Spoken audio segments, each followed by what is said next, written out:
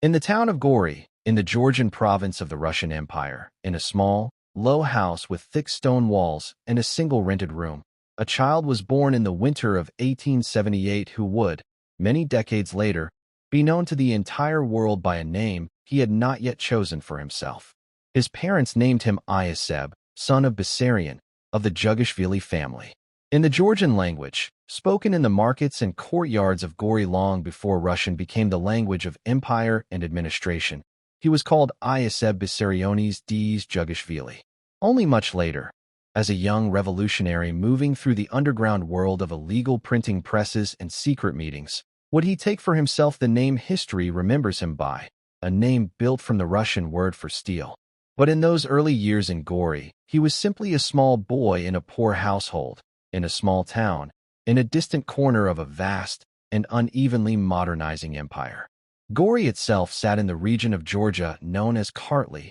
along the banks of the Kara River, surrounded by hills and the ruins of older fortresses that spoke of centuries of contested control between Persian, Ottoman, and eventually Russian power. Georgia had been formally absorbed into the Russian Empire in the early 19th century, and by the time of Stalin's birth, it had been under Russian rule for several generations. The Georgian nobility had been partly absorbed into the imperial administrative and military class, while the Georgian peasantry, like peasantries across the empire, lived under conditions of poverty that had improved only gradually since the abolition of serfdom in the previous decades. Gori was not a great city. It was a modest provincial town, with a mixed population of Georgians, Armenians, Russians, and others, held together by trade, by the church, and by the rhythms of agricultural life in the surrounding countryside. The empire that Georgia belonged to was ruled from St. Petersburg by the Romanov dynasty, an autocracy in which the Tsar held near absolute authority, supported by a vast bureaucracy, an established Orthodox church, and a system of provincial governors who administered a territory stretching from the Baltic Sea in the west to the Pacific Ocean in the east. Beneath this administrative structure lived a population that was overwhelmingly rural, largely illiterate, and only beginning to feel the early effects of industrialization taking hold in cities like Moscow, St. Petersburg, and Baku, the oil city not far from Georgia itself. It was a world of enormous inequality, where a small class of landowners, industrialists, and court nobility lived in considerable comfort, while millions of peasants and a growing class of urban factory workers endured lives of hard labor, uncertain wages, and frequent hunger. This was the empire into which the child who would become Joseph Stalin was born, an empire whose contradictions and injustices would, in time, shape the political convictions of an entire generation of revolutionaries. His father, Bessarion Jugashvili, worked as a shoemaker, a trade that placed the family among the poorer artisans of Gori rather than among the destitute, but which offered no great security. Historical accounts describe Bessarion as a man whose life was marked by financial struggle and by a difficult, sometimes violent temperament, and by a serious problem with alcohol that worsened over the years. His work took him away from home for periods of time, and the marriage between Bessarion and his wife was, by most historical accounts, an unhappy one. His mother, Ekaterina Geladze, came from a family of serfs who had been freed, like most of the Russian Empire's peasantry, in the reforms of the 1860s. She was a deeply religious woman, devoted to the Orthodox Church, and she worked various forms of domestic labor, including sewing and laundry work for wealthier families in Gori, to help support the household and later to support her son's education. Historical accounts consistently describe Ekaterina's strong hope that her son would enter religious life, perhaps eventually becoming a priest, an aspiration common among mothers of modest means who saw the priesthood as one of the few paths of dignity and stability available to a boy from a poor family. Ioseb was not the couple's only child, but he was the only one of several children who survived infancy, a fact that reflected the harsh realities of child mortality common throughout the Russian Empire in this period, particularly among poorer families with limited access to medical care. As a young child, he suffered a serious illness, likely smallpox, which left lasting marks on his face, visible for the rest of his life in photographs where careful retouching was not applied. Later, an injury to his left arm, the exact circumstances of which remain historically uncertain, left him with a slight but permanent physical impairment, limiting the full use of the arm for the remainder of his life. These childhood illnesses and injuries were unremarkable within the context of the time. Poverty, disease, and physical hardship were the ordinary condition of childhood for the great majority of families in the Russian Empire, and there is little in the historical record to suggest that young Ioseb's early years were markedly different in their material hardship from those of countless other children in provincial Georgian towns. What historians can responsibly say is that he grew up in an atmosphere shaped by financial insecurity, a difficult father, a devoted but overworked mother, and a childhood environment saturated by the rhythms of Georgian provincial life, the Orthodox Church, and, gradually, primary schooling. It was Ekaterine's determination, more than any other single factor, that placed her son on a different life path than his father's trade would have suggested. Despite the family's limited means, she worked to ensure that Ioseb attended the local church school in Gori, an institution that combined religious instruction with basic literacy and arithmetic. By most historical accounts, he was an able student, attentive and quick to learn, and he did well enough in this early education to be considered for further religious schooling, a path that would eventually lead him to the Tiflis Spiritual Seminary in the Georgian capital. The years in Gori's church school introduced him not only to religious texts and church Slavonic liturgical language, but also gradually to the Russian language itself, which was increasingly emphasized in imperial educational institutions as part of a broader policy of Russification pursued by the Tsarist government throughout the non-Russian regions of the empire. Georgian culture and language persisted strongly in everyday life, in the home, and in the streets of Gori, but the schools were an arena in which imperial authority asserted itself, and where a Georgian child first began to encounter the machinery of the Russian state directly, in the form of examinations, disciplined instruction, and hierarchical religious authority. By the time he reached his early teenage years, Ioseb had done well enough in his studies to be accepted into the Tiflis Spiritual Seminary, a major religious institution in the Georgian capital,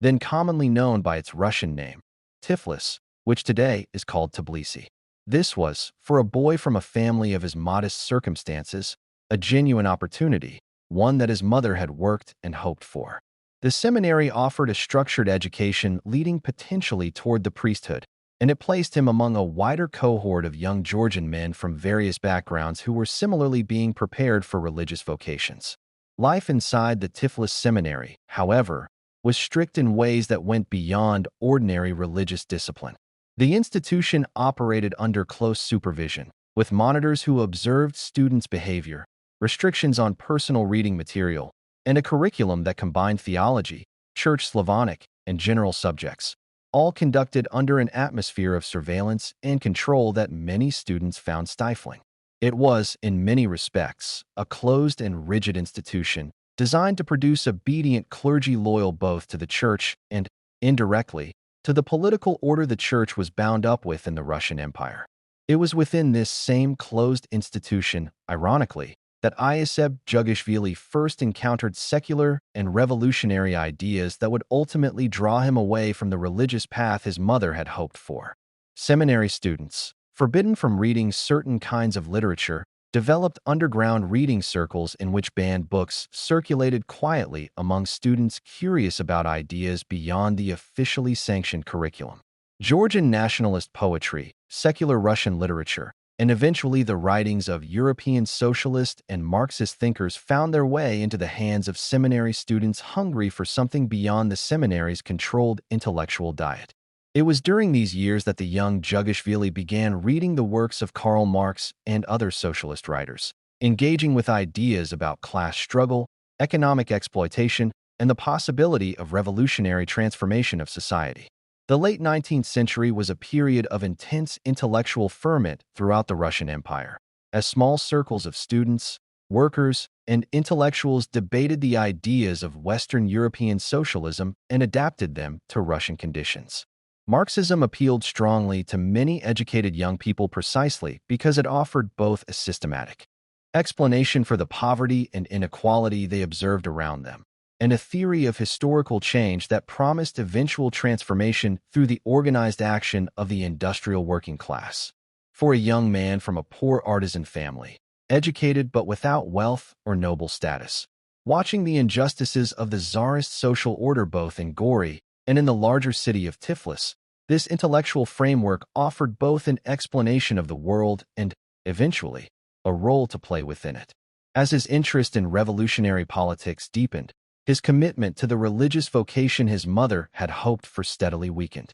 He continued at the seminary for several years, but his academic performance and disciplinary records suffered as his attention turned toward underground reading circles and, eventually, contact with organized Marxist groups active in Tiflis. Historical accounts differ somewhat on the precise circumstances of his departure from the seminary. Some describe an expulsion connected to missed examinations and disciplinary issues, while the young man himself later offered varying accounts of these events. What is clear is that by the time he left the seminary in the late 1890s, he had already begun the transition from seminary student to revolutionary activist, and had firmly abandoned the religious career path his family had originally intended for him. Leaving the seminary meant leaving behind a structured, if rigid, institutional life, and entering the far more precarious and dangerous world of the revolutionary underground. In the final years of the 19th century, the Russian Empire's revolutionary movement was still fragmented,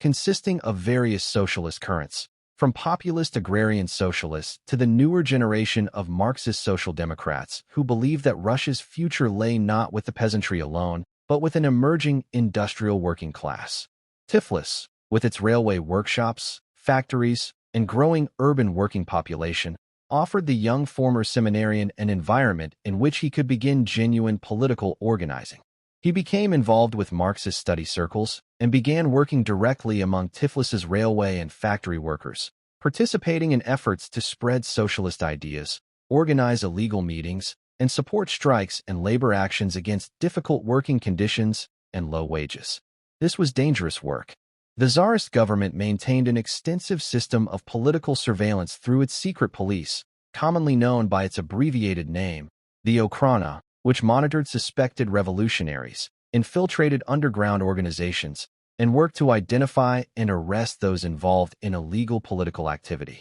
Revolutionary organizing in this period required constant caution. False names, secret meeting locations, coded communications, and a willingness to accept the very real risk of arrest, imprisonment, or exile to Siberia. It was during these years that the young Jugashvili began using various pseudonyms, a common practice among revolutionaries seeking to protect their identities and continue their work even after arrest or exposure under one name. Over the following years, he would be known under several different aliases before eventually settling, sometime in the early 20th century, on the name by which history would remember him, Stalin, derived from the Russian word for steel, a name that projected the hardened, determined character he wished to present to his fellow revolutionaries and, eventually, to the wider world. The Russian Marxist movement of this period was itself in the process of internal debate and eventual division. Vladimir Ilyich Ulyanov, better known by his own revolutionary pseudonym,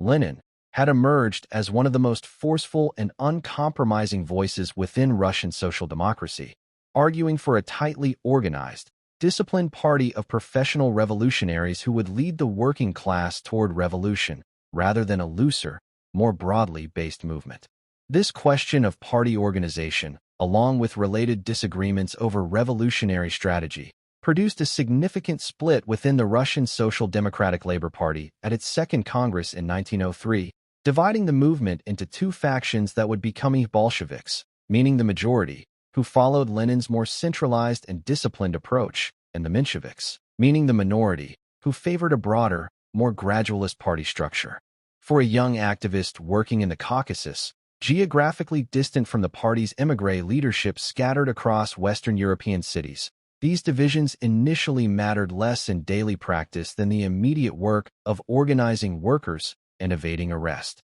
But as the years passed, the young Jugashvili increasingly aligned himself with the Bolshevik faction, drawn to its emphasis on discipline, its willingness to use more radical and confrontational tactics, and its uncompromising revolutionary posture, which suited both his temperament and his assessment of what revolutionary change would actually require in the harsh conditions of the Russian Empire. Throughout the early years of the 20th century, the future Stalin's revolutionary activities in the Caucasus intensified. He helped organize strikes among oil workers in Baku, one of the empire's major industrial centers and a critical hub for oil production that fed the empire's growing industrial economy. He participated in the production and distribution of illegal revolutionary literature, printed on hidden presses and circulated secretly among workers and sympathizers, material that was itself considered a serious crime under Tsarist law. He helped build networks of underground party cells, worked to recruit new members, and developed a reputation within Bolshevik circles as a capable, if sometimes harsh, organizer who could be relied upon to carry out difficult and dangerous tasks. This life came at a considerable personal cost. Between the early years of the 20th century and the outbreak of the First World War, he was arrested by Tsarist authorities on multiple occasions, subjected to interrogation, and sentenced to internal exile in remote regions of Siberia, a common punishment for political activists who were not deemed dangerous enough or whose evidence was not strong enough to warrant harsher sentences. On several occasions, he managed to escape from these places of exile and return to underground political work, a pattern of arrest, exile, and escape that was, in fact, common among the generation of Bolshevik revolutionaries who would later come to power. This experience of clandestine organizing, imprisonment, and exile shaped an entire cohort of party leaders, hardening them to conditions of extreme hardship and teaching them habits of secrecy, discipline, and suspicion that would carry over into their later political practice once the party held state power. It was also during this period, in the controversial and violent margins of revolutionary activity, that the Bolshevik movement engaged in various forms of what were sometimes called expropriations, meaning armed robberies of banks, cash shipments, and other property intended to raise funds for the party's underground operations. These actions were illegal even by the loose standards revolutionaries applied to their own activities, and they were formally condemned by more moderate elements within Russian social democracy, including many Mensheviks, who viewed such armed robbery as morally and politically damaging to the socialist cause. The most famous of these episodes connected to the Caucasus was the 1907 robbery of a bank transport in Tiflis, an operation that resulted in significant casualties among bystanders and guards,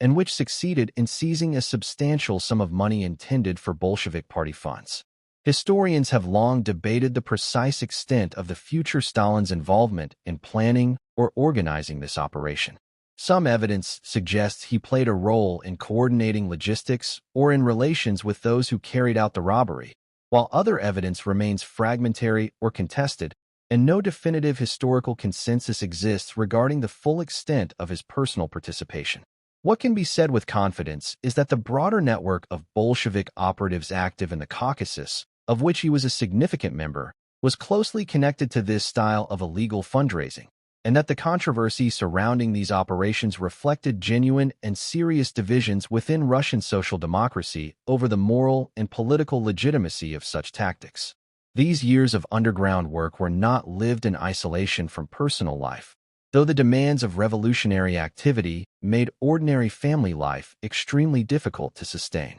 In 1906, the future Stalin married Ekaterina Svanets, a young Georgian woman from a family connected to his revolutionary circles. Historical sources suggest the marriage was a source of genuine attachment for him, one of the few periods in his early adult life described with any personal warmth in the historical record, though details of their private relationship remain limited, and no invented conversations or private sentiments can be responsibly attributed to either of them. The couple had a son, Yakov, born in 1907. Tragically, Ekaterina fell seriously ill later that same year and died, reportedly from typhus or a related illness, leaving the future Stalin a young widower with an infant son during a period when he remained deeply immersed in dangerous underground political work. The demands of his revolutionary activity, including further arrests and periods of exile, made it exceedingly difficult for him to provide consistent care for his young son,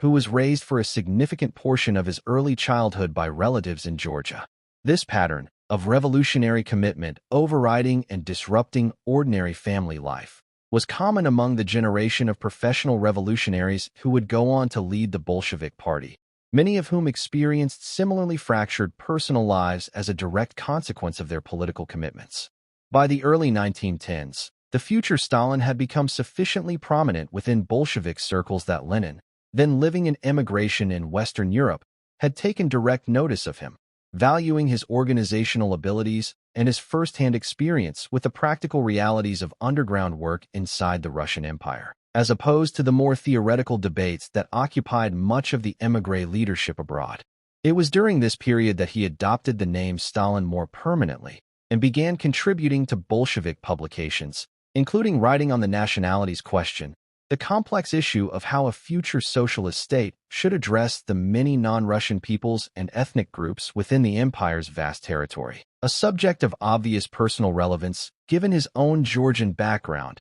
and his direct experience of both Russian imperial rule and non-Russian revolutionary organizing in the Caucasus. Then, in the summer of 1914, the assassination of the Austro-Hungarian Archduke Franz Ferdinand in Sarajevo set in motion a chain of alliances and mobilizations that plunged Europe into the First World War. The Russian Empire, bound by treaty commitments to Serbia and drawn into the broader continental conflict, mobilized its vast but poorly prepared military forces against the Central Powers, principally the German and Austro-Hungarian empires. What began, for many Russians, with an initial surge of patriotic enthusiasm, gradually gave way, as the war dragged into its second and third years, to a mounting catastrophe. Russian military forces suffered enormous casualties in campaigns against better-equipped German armies. The empire's industrial and transportation systems, already strained before the war, buckled under the demands of sustained mass mobilization.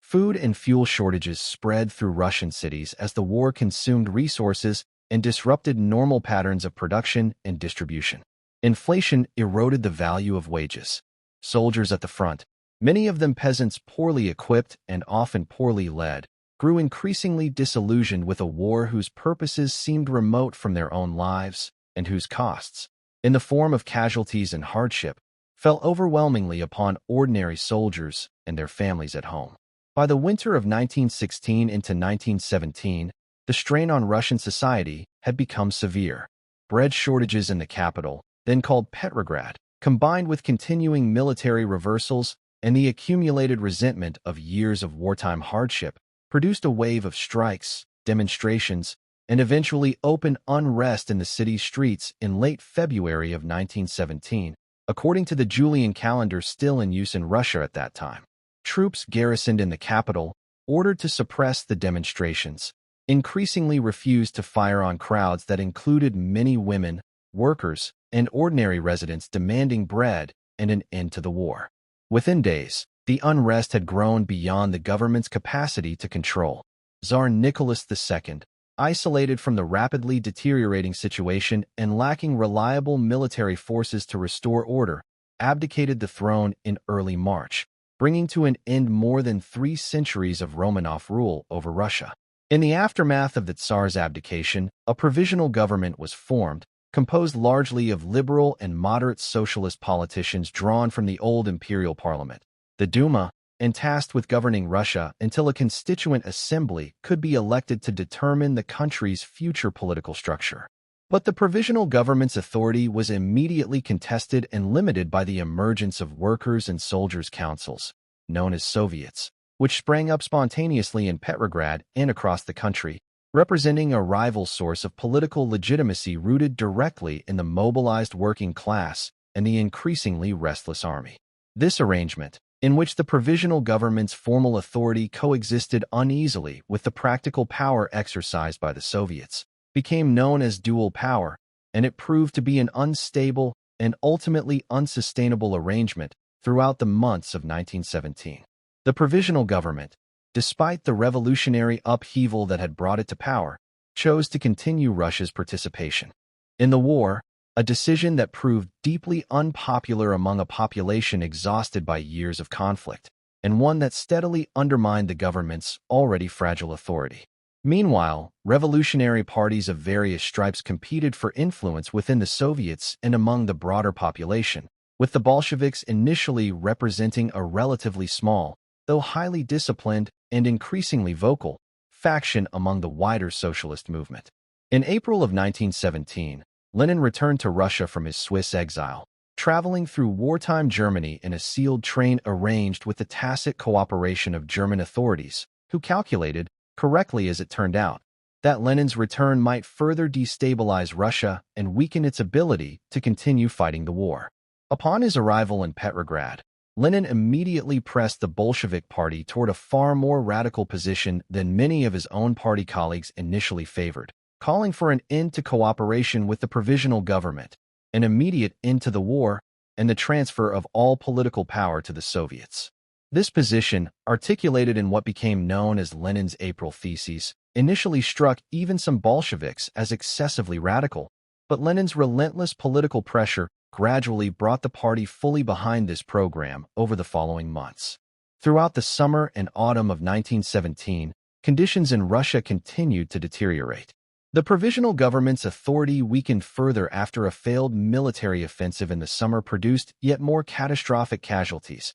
and after an attempted right-wing military coup in late summer, led by General Lavr Kornilov, further discredited the government and, paradoxically, strengthened the position of the Bolsheviks, who had helped organize resistance to Kornilov's forces and who benefited from the resulting radicalization of soldiers and workers in Petrograd. During this period, the future Stalin, who had returned to Petrograd earlier in the year following the collapse of Tsarist authority, worked within the Bolshevik Party's central organizational structures, contributing to party publications and involving himself in the practical work of building Bolshevik influence within the Soviets and the broader revolutionary movement. Though his role during this period was generally less prominent in the historical record than that of figures such as Lenin and Trotsky, who had emerged as the most visible and dynamic leaders of the Bolshevik cause. By October of 1917, again according to the Julian calendar then still used in Russia, the Bolsheviks had gained a majority within the Petrograd Soviet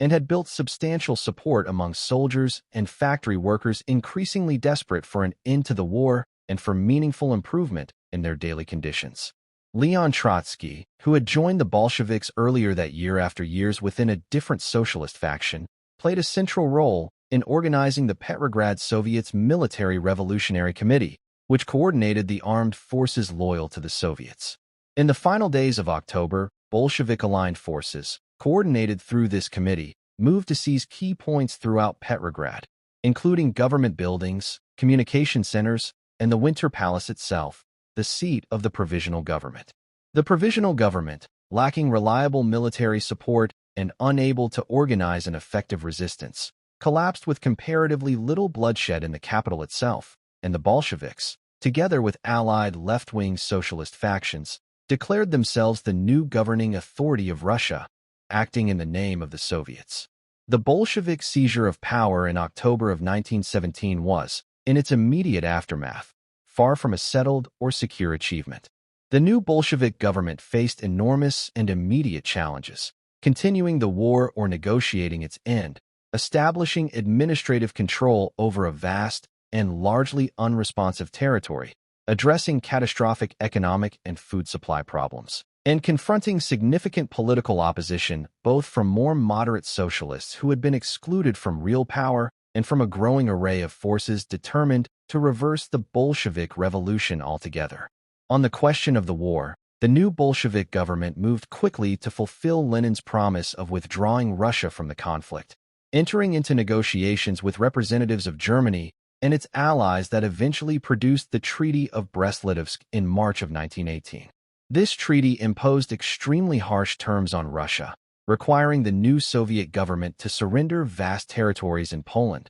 the Baltic region, Ukraine, and the Caucasus, territories containing a substantial portion of the former empire's population, agricultural land, and industrial capacity. Lenin, over the objections of some within his own party who considered the terms an unacceptable humiliation, insisted that securing peace, even on disastrous terms, was necessary to allow the fragile Bolshevik government to survive and consolidate its hold on power within Russia itself. The treaty's harsh terms would later be substantially reversed by Germany's own defeat in the wider war later that same year, but the episode revealed both the desperate military weakness of the new Soviet state and Lenin's willingness to accept severe short-term costs in service of the revolution's longer-term survival. Even as the war with Germany came to an end, A new and even more prolonged conflict was beginning within Russia itself. Opposition to Bolshevik rule coalesced into a range of forces broadly known as the White Movement,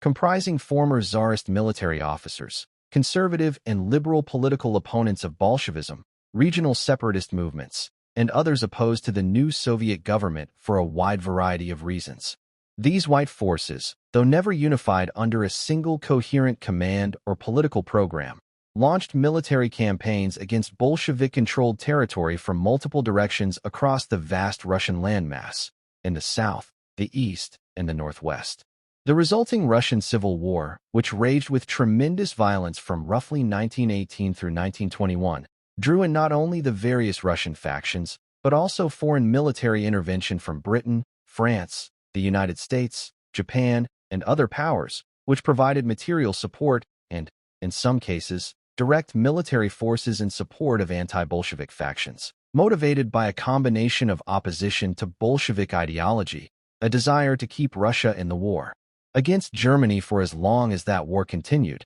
and concern over the fate of Allied military supplies and personnel stranded within Russian territory. The Civil War years were marked by extraordinary violence and human suffering across the former Russian Empire. Both Bolshevik and white forces committed serious atrocities against civilian populations and captured combatants. The Bolshevik government organized the Red Army under Trotsky's leadership as Commissar for Military Affairs, transforming what had initially been irregular revolutionary militias into a large, increasingly disciplined conscript army capable of contesting white forces across multiple fronts simultaneously. The Bolshevik government also established the Chayka, an early secret police and security organization tasked with suppressing counter-revolutionary activity, which carried out extensive campaigns of arrest, imprisonment, and execution against perceived enemies of the new Soviet state, a period that became known as the Red Terror, itself carried out in an atmosphere of reciprocal violence,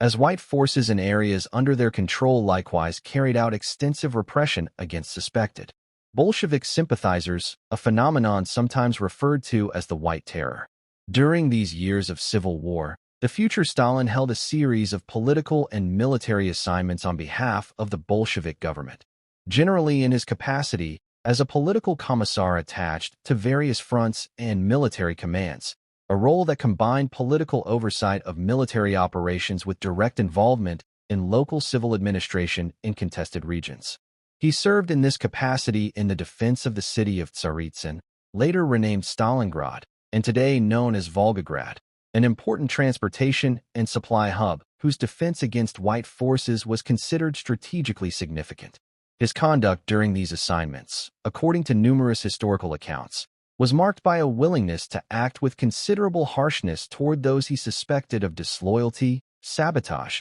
or incompetence, including conflicts with military specialists, often former Tsarist officers who had been retained by the Red Army for their professional expertise, but who were viewed with suspicion by more ideologically driven Bolshevik commissars. These experiences brought him into occasional friction with Trotsky, who, as the organizer of the Red Army, generally supported the continued use of former Tsarist officers for their military expertise, a policy some more zealous Bolsheviks, including at times Stalin, viewed with distrust. These early tensions between Stalin and Trotsky, rooted partly in differing approaches to military organization during the Civil War, would later develop into a much more significant and consequential political rivalry. By 1920 and into 1921, the tide of the Civil War had turned decisively in the Bolsheviks' favor. Superior organization, control of Russia's central industrial regions and rail network, and the political and military fragmentation of the White Movement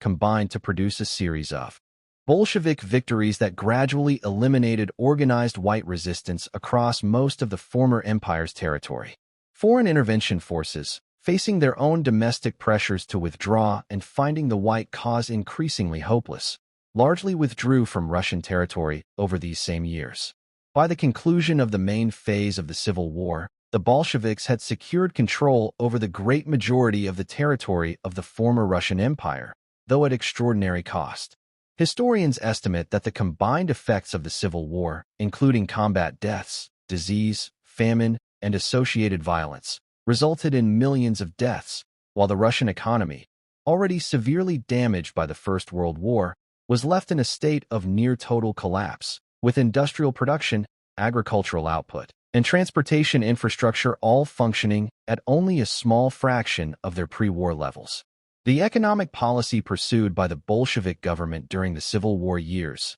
known as war communism, had involved the forcible requisitioning of agricultural produce from the peasantry to feed the army and urban populations, the nationalization of industry, and the effective abolition of private trade, measures that were justified as necessary wartime expedients but which produced severe hardship, particularly in the countryside, and contributed to a further collapse of agricultural production as peasants, facing the confiscation of their harvests, reduced their cultivation to levels sufficient only for their own immediate subsistence. By 1921, this policy had produced such severe economic dislocation, including a series of peasant uprisings and, significantly, a mutiny among sailors at the Kronstadt naval base who had previously been strong supporters of the Bolshevik cause, that Lenin concluded a change in economic policy was urgently necessary to prevent further unrest and to allow the shattered Soviet economy to begin recovering.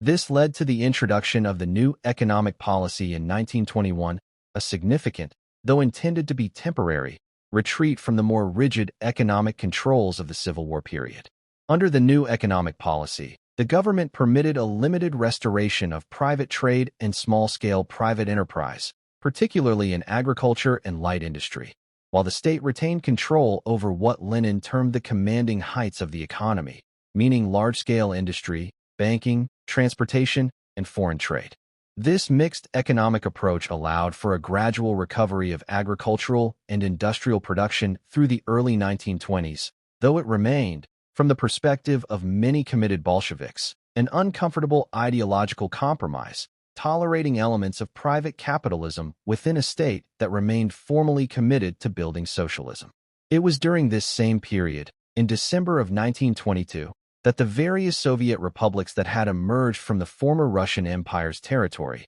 including the Russian Republic itself, along with Ukraine, Belarus, and the Transcaucasian republics encompassing Georgia, Armenia, and Azerbaijan, were formally united into a single federal state, the Union of Soviet Socialist Republics. This new state structure was designed, at least in its formal constitutional arrangements, to grant a degree of autonomy to the various national republics while maintaining centralized political control through the structures of the Communist Party, which operated as a unified, hierarchical organization across the entire Union regardless of the formal federal structure of the state itself. The precise terms on which the Soviet Union was constituted, including debates over how much genuine autonomy the non-Russian republics should retain, involved real disagreements within the Bolshevik leadership, including between Lenin and the future Stalin, who as a Georgian himself held strong, though not always straightforward, views on how the nationalities question should be resolved within the new state.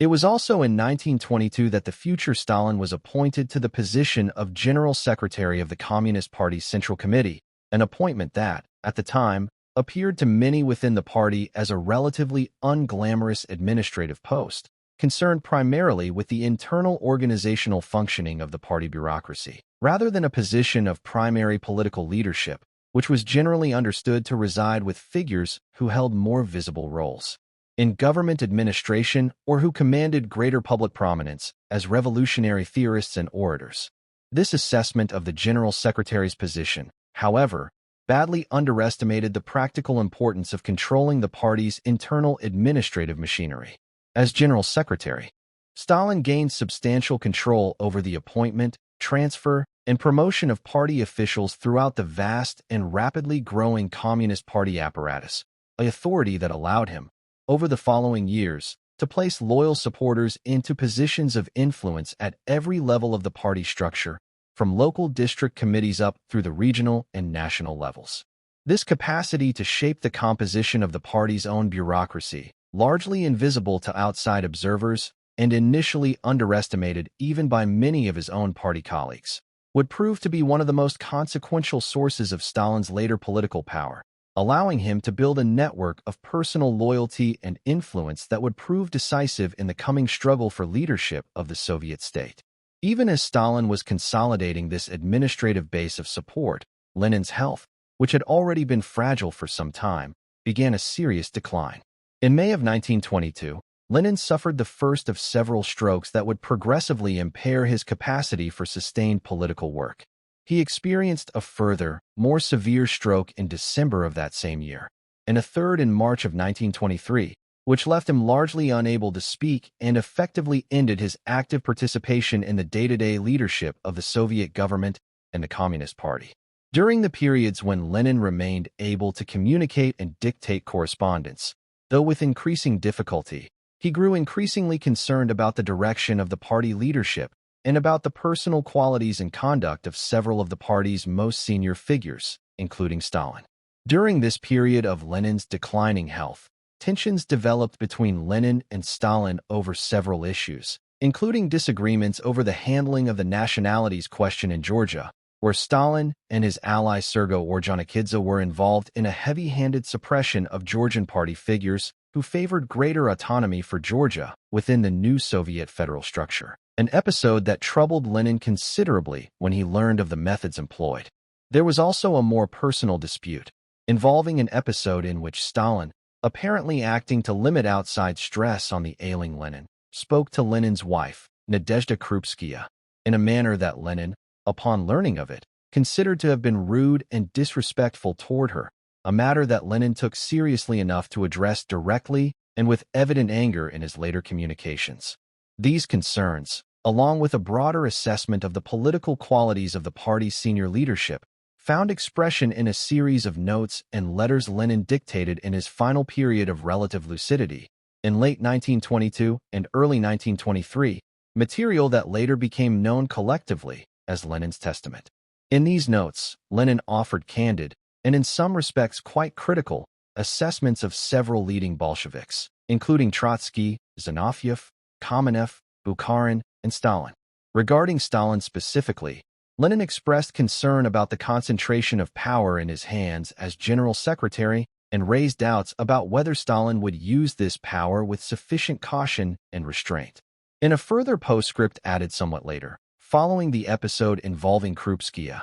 Lenin went further, suggesting that Stalin was too rude and recommending that the party consider removing him from the position of general secretary in favor of someone more patient, more loyal, and more considerate in dealing with colleagues. The historical significance of this document, and the question of how it was handled following Lenin's death, has been the subject of extensive historical debate. When the testament was eventually brought before the party leadership after Lenin's death, senior figures, including Zinoviev and Kamenev, who were at that time political allies of Stalin in an internal party alliance against Trotsky, argued against having the document read publicly to the wider party Congress, and it was ultimately decided that it should be read only to a limited group of senior delegates, without being published or widely circulated. Some historians have argued that this decision reflected the political interests of Stalin's temporary allies more than any principled concern for party unity, and that it significantly reduced the document's potential impact on Stalin's political position at a critical juncture, allowing him to weather what might otherwise have been a serious challenge to his authority within the party. Lenin died in January of 1924, having never fully recovered his capacity for active political leadership following his series of strokes. His death, following as it did a period of prolonged illness during which the practical machinery of party and state leadership had already begun operating without his direct daily involvement, created both an emotional and a genuinely uncertain political moment for the Soviet state. Lenin had been, in a real sense, the singular unifying figure of the Bolshevik Revolution, the leader whose personal authority and theoretical stature had commanded a degree of deference from the wider party leadership that no other individual figure could immediately claim. His death left open the question of who, among the senior figures of the Bolshevik leadership, would emerge as the party's dominant voice, a question that would be contested through a complex sequence of shifting political alliances and ideological disputes over the following several years. Among the various senior Bolshevik leaders positioned to compete for this role, Leon Trotsky stood out as perhaps the most obviously prominent. Given his central role in organizing the October Revolution itself and his subsequent leadership of the Red Army during the Civil War, achievements that had given him enormous personal prestige and a substantial following, particularly among certain elements of the party's younger and more ideologically committed members. Trotsky was also widely regarded as an accomplished theorist and a powerful public speaker, qualities that had made him one of the most visible symbols of the revolution both within Russia and internationally. However, Trotsky's political position within the party's senior leadership was, in certain respects, more precarious than his public prominence might have suggested. He had joined the Bolshevik Party relatively late, only in 1917, after years of association with a different socialist faction, a history that some longtime Bolsheviks continued to hold against him. His often forceful and sometimes abrasive manner in internal party debates had generated personal resentment among a number of his senior colleagues. And crucially, he lacked the kind of deep, patient organizational base within the party's day-to-day administrative apparatus that Stalin had been quietly building for several years through his control of appointments and personnel decisions as general secretary. In the period immediately following Lenin's death, Stalin formed a political alliance with two other senior Bolshevik leaders, Grigory Zinoviev and Lev Kamenev, who shared Stalin's concern about Trotsky's prominence and ambition, and who joined with him in a triumvirate arrangement intended to collectively manage party affairs and to prevent Trotsky from emerging as Lenin's uncontested political successor. This alliance proved effective in the short term, using its combined influence within the party's senior bodies to steadily marginalize Trotsky's political position, criticizing his past disagreements with Lenin, questioning his loyalty to established party positions, and gradually excluding him from positions of real influence within the party and government structure. By the mid-1920s, Trotsky's political isolation had progressed considerably, and in 1925 he was removed from his position as head of the Red Army, a significant blow to his institutional base of power. Yet this triumvirate arrangement between Stalin, Zinoviev, and Kamenev proved to be, in the end, only a temporary and tactical alliance rather than a stable long-term partnership. As Trotsky's influence waned, tensions began to emerge between Stalin and his two former allies, particularly as Zinoviev and Kamenev grew increasingly uneasy about the scale of personal power Stalin was accumulating through his continued control of the party apparatus. By 1925 and into 1926, Zinoviev and Kamenev, recognizing that they had helped elevate a rival whose ambitions now threatened their own political standing, moved toward reconciliation with Trotsky, forming a new political alliance known as the United Opposition, which criticized aspects of Stalin's growing dominance within the party and argued for a different economic and political direction, including a greater emphasis on rapid industrialization and a more assertive policy of promoting international revolution abroad, in contrast to Stalin's developing emphasis on what he termed socialism in one country. The idea that the Soviet Union should prioritize building socialism within its own borders rather than depending on the uncertain prospects of revolution spreading to other nations. This new opposition alliance, however, arrived too late and proved unable to reverse the organizational advantages Stalin had already secured. Having spent several years placing loyal supporters into key positions throughout the party's regional and local committees, Stalin was able to mobilize the votes of a party membership whose composition he had substantially shaped, ensuring that the United Opposition's criticisms found little effective support within the party's formal decision-making bodies. Through 1926 and 1927, Trotsky, Zinoviev, and Kamenev were progressively stripped of their remaining positions of influence, formally condemned for factional activity contrary to party discipline, and eventually expelled from the Communist Party altogether at the end of 1927. Trotsky himself was subsequently exiled internally within the Soviet Union to Alma-Ata in Central Asia, and then, in 1929, expelled from the Soviet Union entirely, beginning a period of international exile that would take him eventually to Turkey and later to other countries, from which he continued to write and organize opposition to Stalin's leadership, though without any realistic prospect of returning to political power within the Soviet Union itself. With Trotsky, Zinoviev, and Kamenev removed from positions of influence, Stalin turned his attention to a different set of internal party rivals, associated with what became known as the Right Opposition, led principally by Nikolai Bukharin, along with Alexei Rykov and Mikhail Tomsky. These figures had generally supported a more gradual approach to economic development, favoring continuation of the new economic policy's mixed economic model and a more cautious, incremental approach to agricultural collectivization, in contrast to the increasingly urgent calls, which Stalin himself now began to champion, for a rapid and comprehensive transformation of the Soviet economy through accelerated industrialization and the collectivization of agriculture. Through the late 1920s, Stalin, employing many of the same organizational and political tactics that had proven effective against the left opposition, gradually marginalized Bukharin and his associates as well, removing them from their positions of influence by the end of the decade. By approximately 1929, Stalin had succeeded in eliminating or neutralizing every significant rival for leadership within the Communist Party,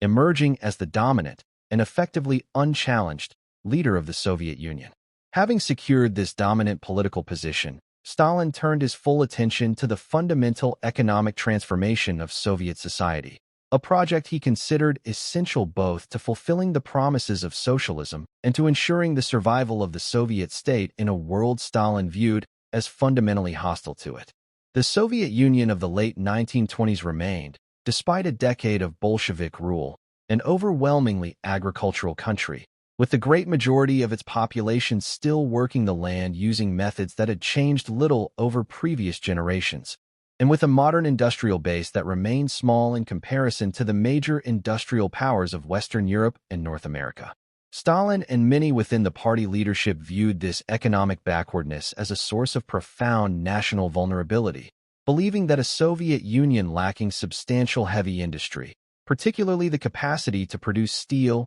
machinery, and armaments, would remain perpetually exposed to the military and economic pressure of more advanced capitalist powers. This conviction formed the intellectual and political foundation for the introduction, beginning in 1928, of the first five-year plan, an ambitious and comprehensive program of centrally directed economic development intended to rapidly expand Soviet industrial capacity within a compressed time frame. The plan set extremely ambitious targets for the growth of coal mining, steel production, electricity generation, machine building, and the construction of entirely new industrial cities and enterprises, many built essentially from nothing in previously undeveloped regions of the country. Enormous new industrial complexes rose during these years in locations such as Magnitogorsk in the Ural Mountains, a city built specifically around a massive new steelworks, along with numerous other projects involving hydroelectric dams, tractor factories,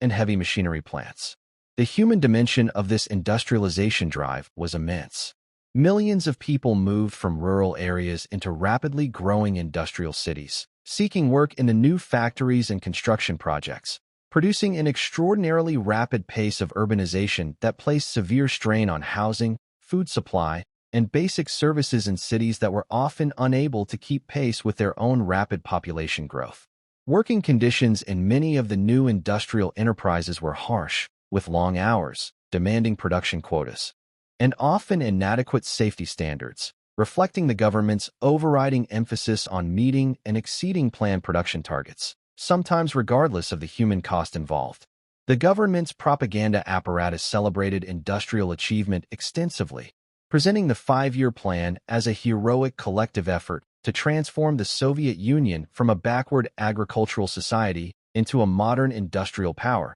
and celebrating exemplary workers who exceeded their production quotas, a form of labor culture that would become increasingly formalized in the following years through the promotion of highly productive individual workers as models for others to emulate. Yet alongside these genuine achievements in expanding industrial capacity, everyday reality for many Soviet citizens during these years involved considerable hardship, including chronic shortages of consumer goods, inadequate housing, often severe overcrowding in rapidly growing industrial towns, and a general standard of living that, for many ordinary workers, lagged well behind the impressive statistics trumpeted in official government publications regarding industrial output. The gap between official statistical claims of progress and the lived daily experience of shortage and hardship for many Soviet citizens would remain a persistent feature of the Soviet economic system throughout this period of rapid transformation. Parallel to this industrialization drive,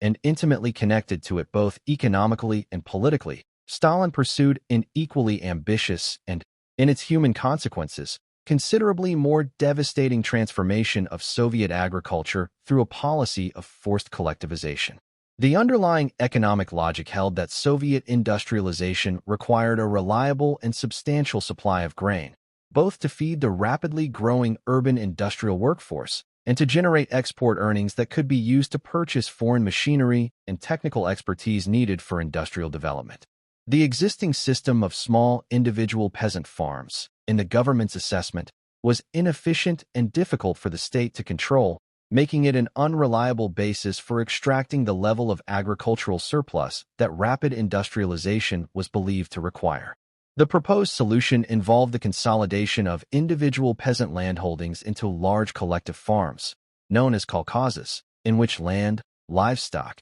and equipment would be pooled and worked collectively under forms of centralized management more directly subject to state planning and control, alongside a smaller number of state farms, known as sovkhozes, operated more directly as state enterprises employing agricultural wage laborers. Beginning in earnest around 1929 and accelerating dramatically through 1930 and 1931, the Soviet government launched an intensive campaign to compel peasants across the country to join these new collective farm arrangements, a campaign that met with widespread and often desperate resistance from a peasantry deeply attached to their individual landholdings and traditional patterns of rural life. This resistance took various forms, including passive non-cooperation, but also, significantly, the mass slaughter of livestock by peasants who, facing the prospect of having their animals confiscated into collective ownership, chose instead to slaughter and consume or sell their cattle,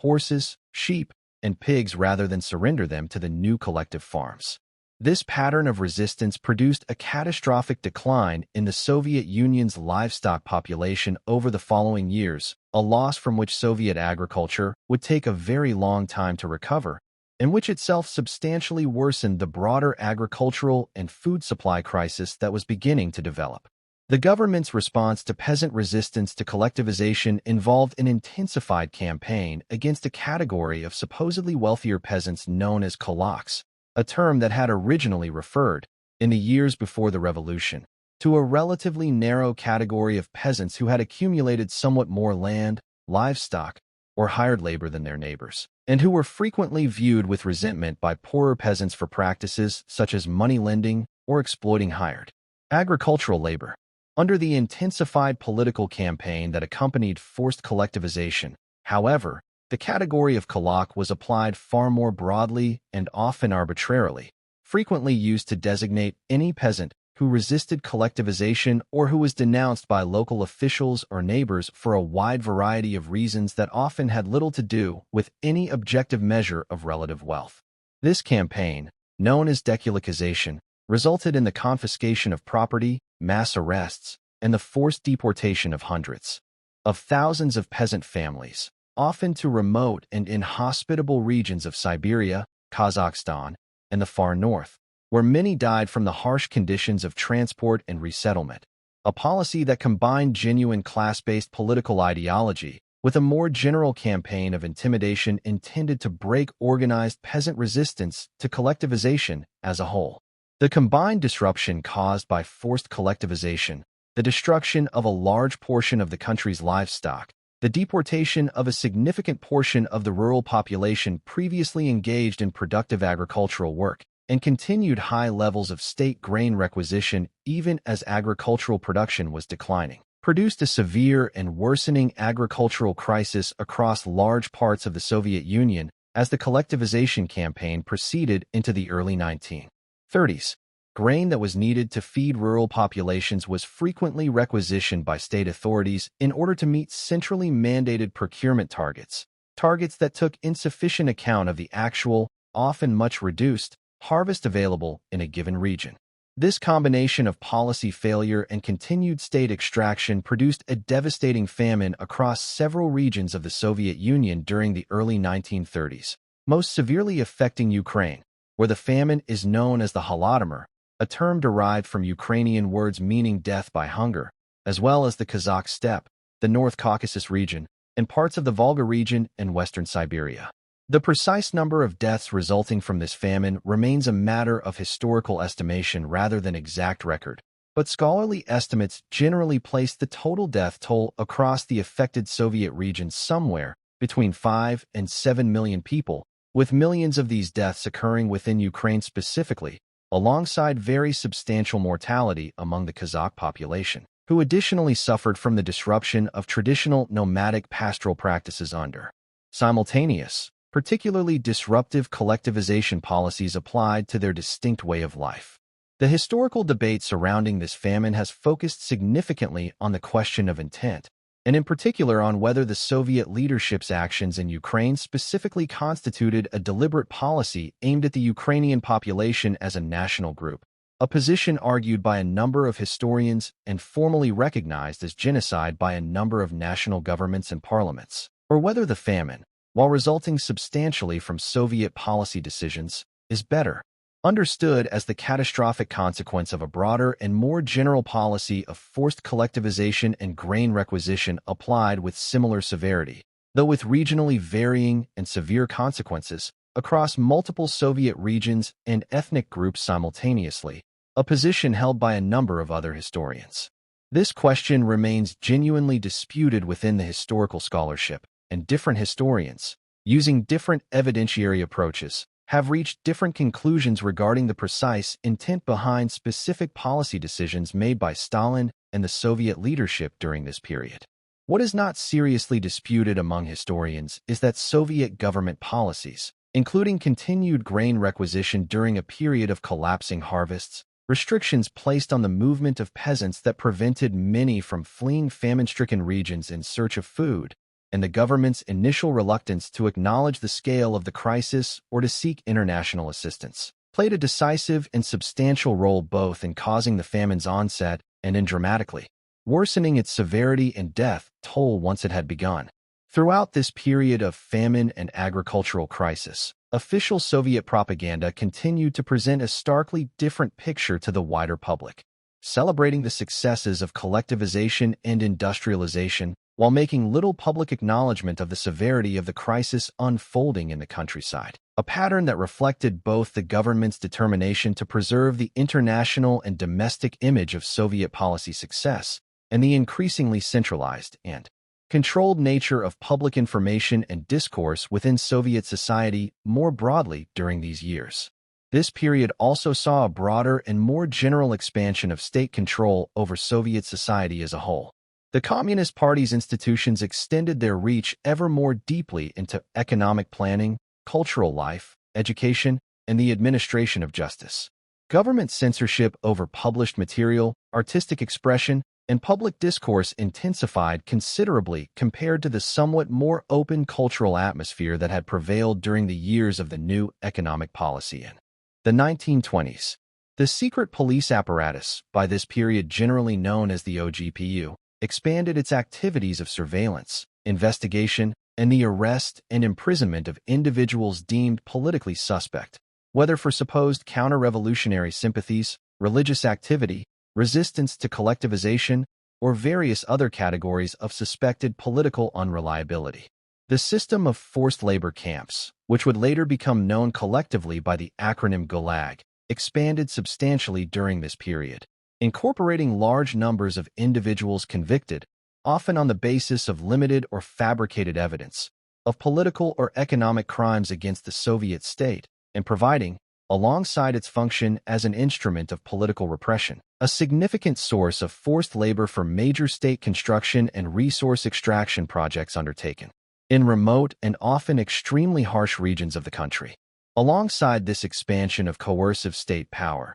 these same years saw the emergence and steady cultivation of what would become known as Stalin's cult of personality, a systematic effort, coordinated through the Soviet Union's tightly controlled press, publishing industry, and public visual culture, to present Stalin as the wise, infallible, and central guiding figure of the entire Soviet project, the direct heir to Lenin's revolutionary legacy and the indispensable leader guiding the Soviet people through the difficult but historically necessary transformation of industrialization and collectivization. Stalin's image appeared with increasing frequency in newspapers, on posters displayed in public spaces and workplaces throughout the country, in official portraits hung in government offices, schools, and other public institutions, and at the center of elaborately staged public ceremonies and celebrations. This carefully constructed public image worked to personalize the identity of the Soviet state itself around Stalin's leadership, presenting the often extraordinarily difficult and costly policies of this period as the wise and necessary decisions of a leader uniquely capable of guiding the Soviet Union toward a socialist future. It would be a mistake, however, for a listener seeking to understand this period accurately, to imagine Soviet society during these years purely in terms of coercion, propaganda, and fear, without also recognizing that a great many ordinary Soviet citizens, including significant numbers of industrial workers, younger party members, and others, appear to have held genuine, sincere belief in the project of building socialism that the five-year plans and collectivization represented. For many young people especially, this period offered new opportunities for education, technical training, and social advancement that had been largely unavailable to people of their social background under the previous Tsarist order, and many workers took genuine pride and satisfaction in participating in what they understood to be the historic construction of a new kind of society, one that promised, at least in its stated ideals, to eliminate class exploitation and to build a more equal and rationally organized economic system. The historical reality of this period involved this complex and sometimes uncomfortable combination: genuine idealism and voluntary commitment among a substantial portion of the population, existing alongside severe coercion, repression, and immense human suffering experienced by millions of others, particularly within the peasantry and among those directly targeted by the state's expanding apparatus of political control. By the early 1930s, then, the political and social landscape of the Soviet Union had been transformed dramatically from what it had been at the time of Lenin's death, less than a decade earlier. Stalin had successfully eliminated every significant political rival within the Communist Party leadership, whether from the left, in the persons of Trotsky, Zinoviev, and Kamenev, or from the right, in the persons of Bukharin, Rykov, and Tomsky, establishing himself as the unchallenged dominant figure within Soviet political life. The Communist Party itself had been transformed into an increasingly centralized and disciplined organization, in which internal debate and open political disagreement, features that had still existed to some meaningful degree during the 1920s, had been largely suppressed in favor of unified adherence to policies determined by Stalin and his closest associates within the party leadership. The Soviet economy had likewise undergone a profound transformation, moving decisively away from the mixed economic model of the new economic policy toward a comprehensively planned economy built around state-directed industrialization and collectivized agriculture. This transformation had produced genuine and substantial achievements in expanding the country's industrial base, laying foundations for heavy industry and infrastructure that would prove significant in the following decade, while simultaneously imposing extraordinary human costs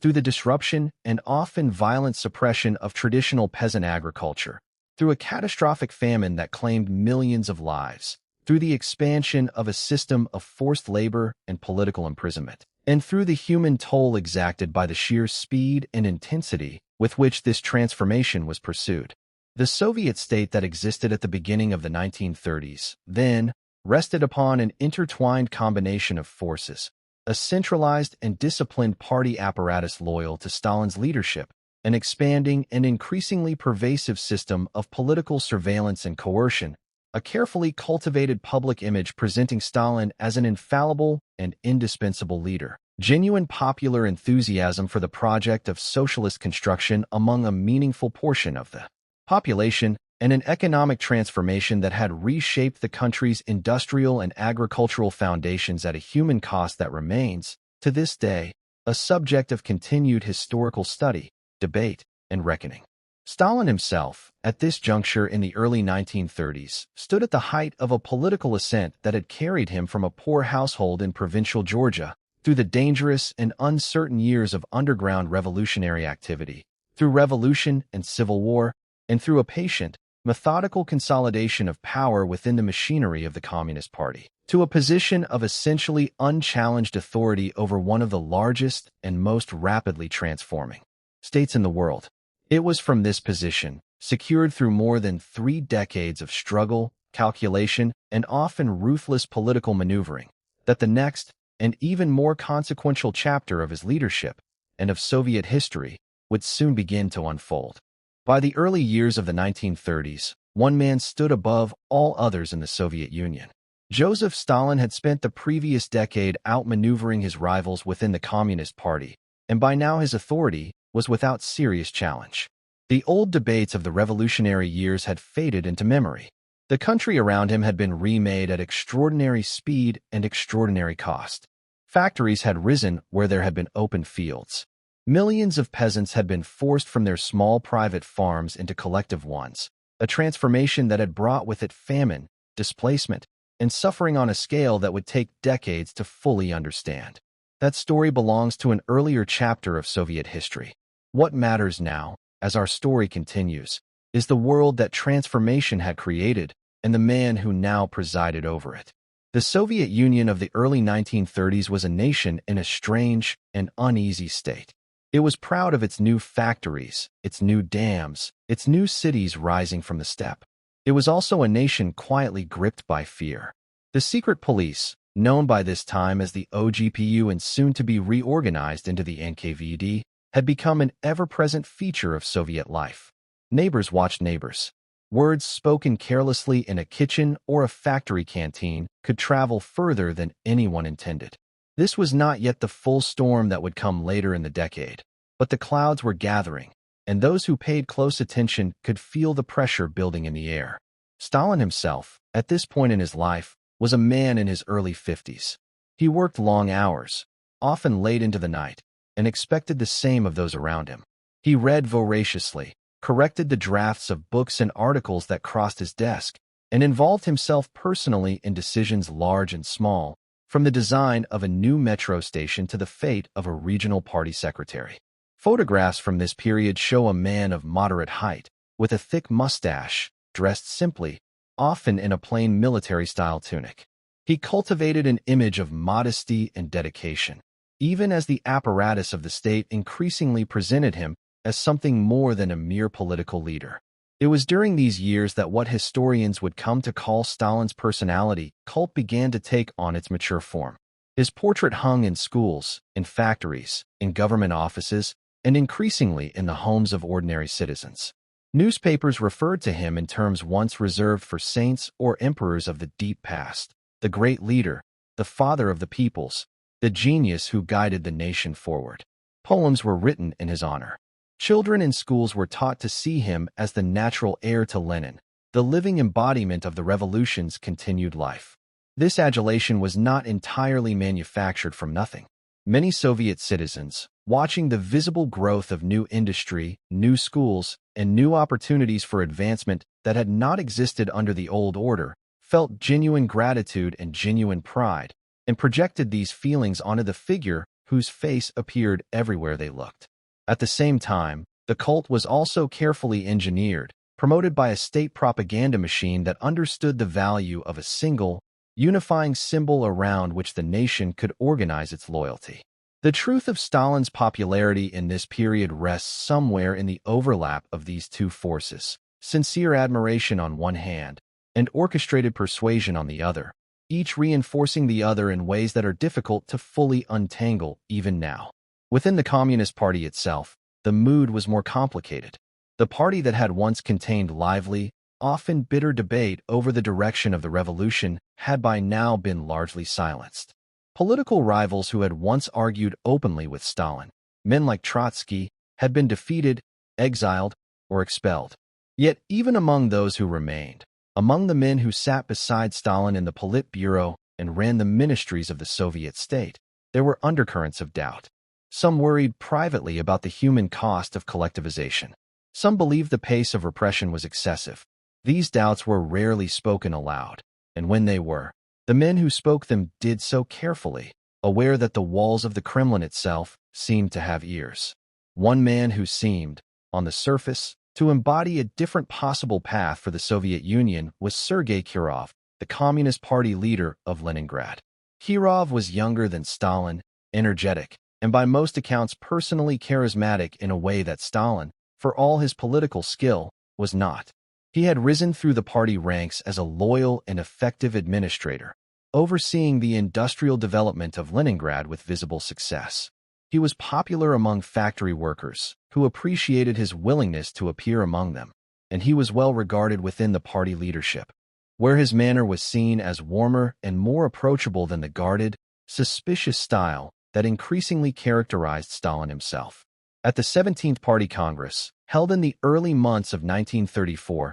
Kirov delivered a speech that was received with considerable enthusiasm. Some later accounts, of uncertain reliability, suggested that in the secret balloting for the party's Central Committee, Kirov may have received a notably strong vote, in some tellings even stronger than Stalin's own, though the precise details of this vote have never been fully or reliably established, and historians continue to treat these claims with appropriate caution. What is clear is that Kirov's growing prominence, whether or not it represented any genuine political threat to Stalin, existed within an atmosphere already thick with suspicion. On the 1st of December, 1934, Sergei Kirov was shot and killed in the corridor of the Smolny Institute in Leningrad, the building that served as the headquarters of the city's Communist Party organization. His killer was a young party member named Leonid Nikolaev, who was seized at the scene. The immediate circumstances of the assassination were murky from the very beginning, and they have remained a subject of historical debate ever since.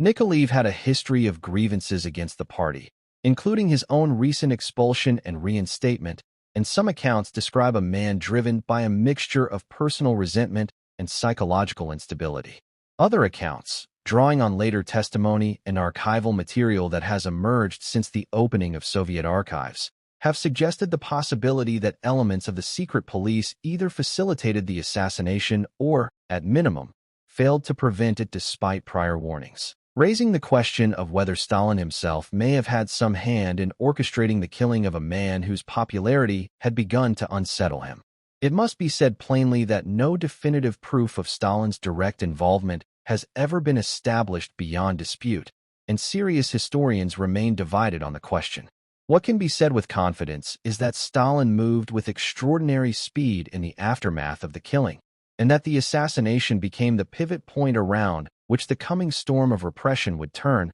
regardless of who bore ultimate responsibility for it. Within hours of Kirov's death, Stalin personally traveled to Leningrad to oversee the investigation. New emergency laws were rushed into effect, permitting accelerated trials and immediate execution for those accused of terrorism, with no right of appeal. Nikolaev himself was interrogated repeatedly and eventually executed, along with a number of others swept up in the initial investigation. But this was only the beginning. In the weeks and months that followed, the assassination was used to justify a widening search for conspiracy, one that would eventually reach into every corner of Soviet political life. Former political rivals of Stalin, men who had already been defeated years earlier in the internal struggles of the party, were now accused of having inspired or organized the killing from the shadows. This was the true beginning of what history would come to know as the Great Purge, or the Great Terror, a period of political violence that would consume the Soviet Union for the remainder of the decade.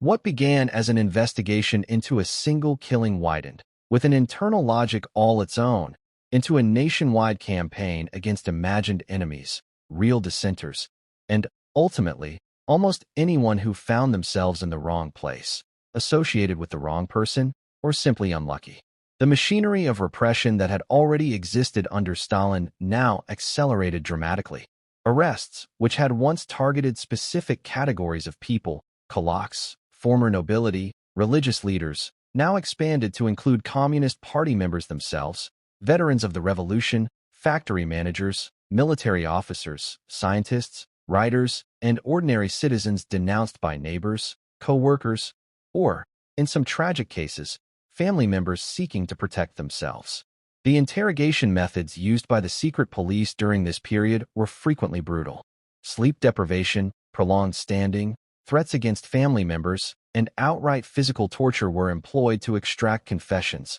often to crimes the accused had never committed and, in many cases, could not possibly have committed. These confessions, however extracted, became the backbone of the legal proceedings that followed, proceedings that bore only the outward appearance of justice. The most visible and carefully staged expression of this new terror came in the form of a series of public trials held in Moscow, trials that were reported in the Soviet press and, in some cases, attended by foreign journalists and diplomats invited to witness what the state presented as evidence of a vast counter-revolutionary conspiracy finally being exposed. The first of these major trials took place in August of 1936 and became known to history as the Trial of the 16. Among the defendants were Grigory Zinoviev and Lev Kamenev, two men who had once stood among the most senior leaders of the Bolshevik Party, close associates of Lenin himself, and men who, years earlier, had allied briefly with Stalin before falling from favor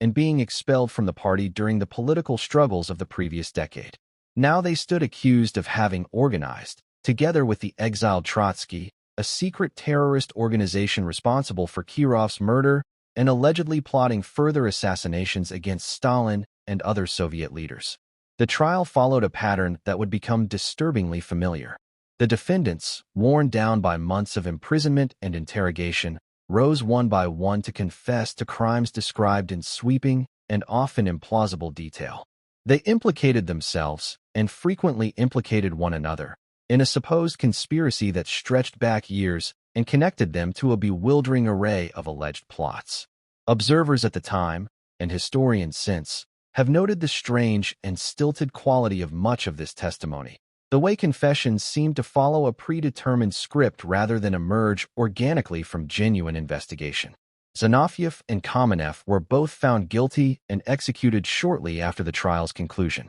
A second major trial followed in January of 1937, known as the Trial of the 17. This proceeding targeted a different group of prominent Bolsheviks, men who had been associated with industrial administration and economic planning, accused now of sabotage, espionage on behalf of foreign powers, and conspiracy with the same alleged Trotskyist network. Karl Radek and Georgy Pyatakov were among the most prominent defendants. As with the first trial, confessions dominated the proceedings, and the outcomes were harsh, ranging from lengthy imprisonment to execution. The third and final of the Great Moscow trials came in March of 1938, the Trial of the 21. This proceeding is perhaps the most historically significant of the three, both for the prominence of its defendants and for what it revealed about the reach of the purge. Nikolai Bukharin, once considered among the most brilliant theoretical minds of the Bolshevik movement, and a man who had, in earlier years, been closely associated with more moderate approaches to economic policy, stood among the accused. Alongside him was Alexei Rykov, who had served for a time as head of the Soviet government itself, following Lenin. Both men were accused of participation in a vast conspiracy involving espionage, sabotage, and plots to assassinate Soviet leaders and dismember the Soviet Union on behalf of foreign powers. Bukharin's conduct during his trial has attracted particular attention from historians, because his confession, while affirming his guilt in the broad political sense demanded of him, contained passages that seemed to carefully avoid confirming certain specific factual allegations, a subtle form of resistance within an otherwise scripted performance. Whatever the nuances of his testimony, the outcome was the same as for the others. Bukharin and Rykov were both found guilty and executed. Taken together, these three trials accomplished something of enormous significance for Stalin's consolidation of power. They eliminated, through legal execution rather than mere political defeat, virtually the entire surviving generation of senior Bolshevik leadership that had stood alongside Lenin during the revolution itself. Men who had once debated policy as equals within the party's highest councils were now gone, their names transformed in official Soviet history into synonyms for treachery and betrayal. Yet the show trials, however significant, represented only the visible surface of a far larger and more brutal process unfolding across the entire Soviet Union. Beginning in earnest in 1936 and reaching its most intense and devastating phase in 1937 and 1938, the Great Terror consumed the country at every level of society. This period is closely associated with Nikolai Yezhov, who served as head of the NKVD during these years, and whose name would later become attached, in Russian historical memory, to the phrase Yezhovshchina,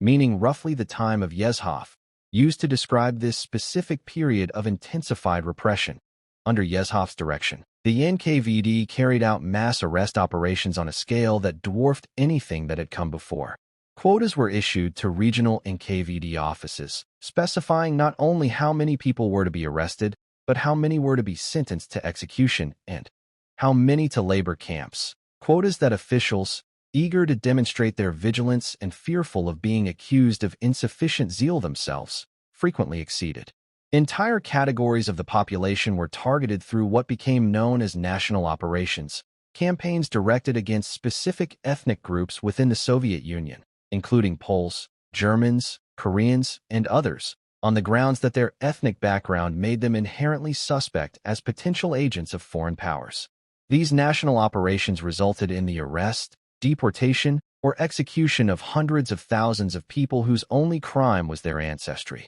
Historians who have studied the archival records that became available after the collapse of the Soviet Union have estimated that during the peak years of the terror, roughly 1.5 million people were arrested on political charges, and of these, approximately 700,000 were executed. These figures, while drawn from official NKVD records, are themselves subject to ongoing scholarly debate, and estimates of the total number of deaths attributable to the broader system of Stalinist repression during this period, including deaths in labor camps from starvation, exhaustion, and disease, vary considerably depending on methodology and the sources consulted. What is not in dispute is the sheer scale of human suffering involved, a suffering that reached into nearly every family, every workplace, every village and city block across the vast territory of the Soviet Union. For ordinary citizens, the experience of the terror often began with a knock on the door, usually late at night, when the sound of a vehicle stopping outside a building was enough to bring an entire household to wakeful, silent dread. Arrests were frequently carried out without explanation. Families were left uncertain of the fate of a father, a mother, a sibling, sometimes for years, sometimes forever. Wives of arrested men were themselves frequently arrested under a specific category of charge related simply to their relationship with an accused enemy of the people. Children of those arrested were sometimes sent to state orphanages, their family names changed, their connection to their parents erased from official record. Across Soviet society, an atmosphere of pervasive suspicion took hold, in which associating with the wrong person, possessing the wrong book, or simply being denounced by a jealous colleague or a frightened acquaintance could result in the sudden and total destruction of a life. The purge did not spare the institution upon which the Soviet state's survival ultimately depended, its armed forces. Beginning in 1937, a wave of arrests swept through the officer corps of the Red Army, reaching its highest levels. Marshal Mikhail Tukhachevsky, one of the most brilliant and internationally respected military theorists the Soviet Union possessed, a man who had pioneered new concepts of mechanized and combined arms warfare that would later prove essential to modern military doctrine, was arrested, subjected to a secret trial, and executed in June of 1937, accused of participating in a military conspiracy with Germany. Tukhachevsky's execution was followed by a broader purge of the Soviet officer corps that, by some historical estimates, resulted in the arrest or execution of a substantial proportion of the Red Army's most senior and experienced commanders, including a majority of its top marshals and generals. The consequences of this purge for Soviet military readiness would become tragically apparent within just a few years, when the Soviet Union found itself facing the German invasion of 1941 with an officer corps depleted of experience,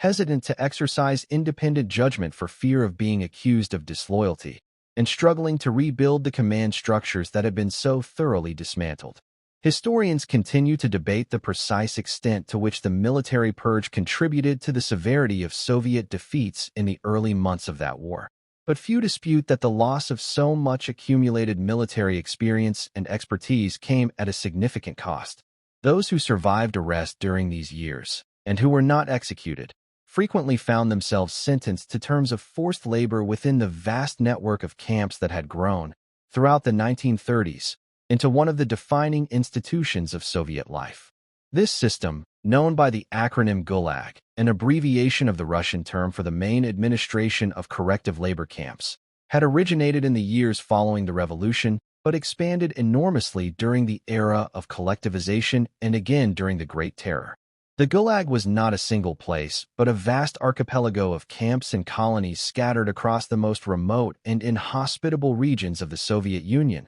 from the Arctic North to the forests of Siberia to the mountains of Central Asia. Prisoners within this system were put to work on projects of enormous scale and enormous human cost. The construction of railways and canals, the logging of vast timber reserves, the mining of gold, coal, and other minerals in conditions of extreme cold and extreme physical demand. The White Sea-Baltic Canal, completed in the early 1930s, and the later construction projects of the Kolyma region in the far northeast, stand among the most notorious examples of this forced labor, projects completed at a cost in human life that was rarely acknowledged in official Soviet accounts at the time. Conditions within the camps varied, but were, for the great majority of prisoners, exceptionally harsh. Food rations were often insufficient for the physical labor demanded, particularly in the coldest regions, where temperatures could fall to levels that made outdoor work itself a form of slow attrition.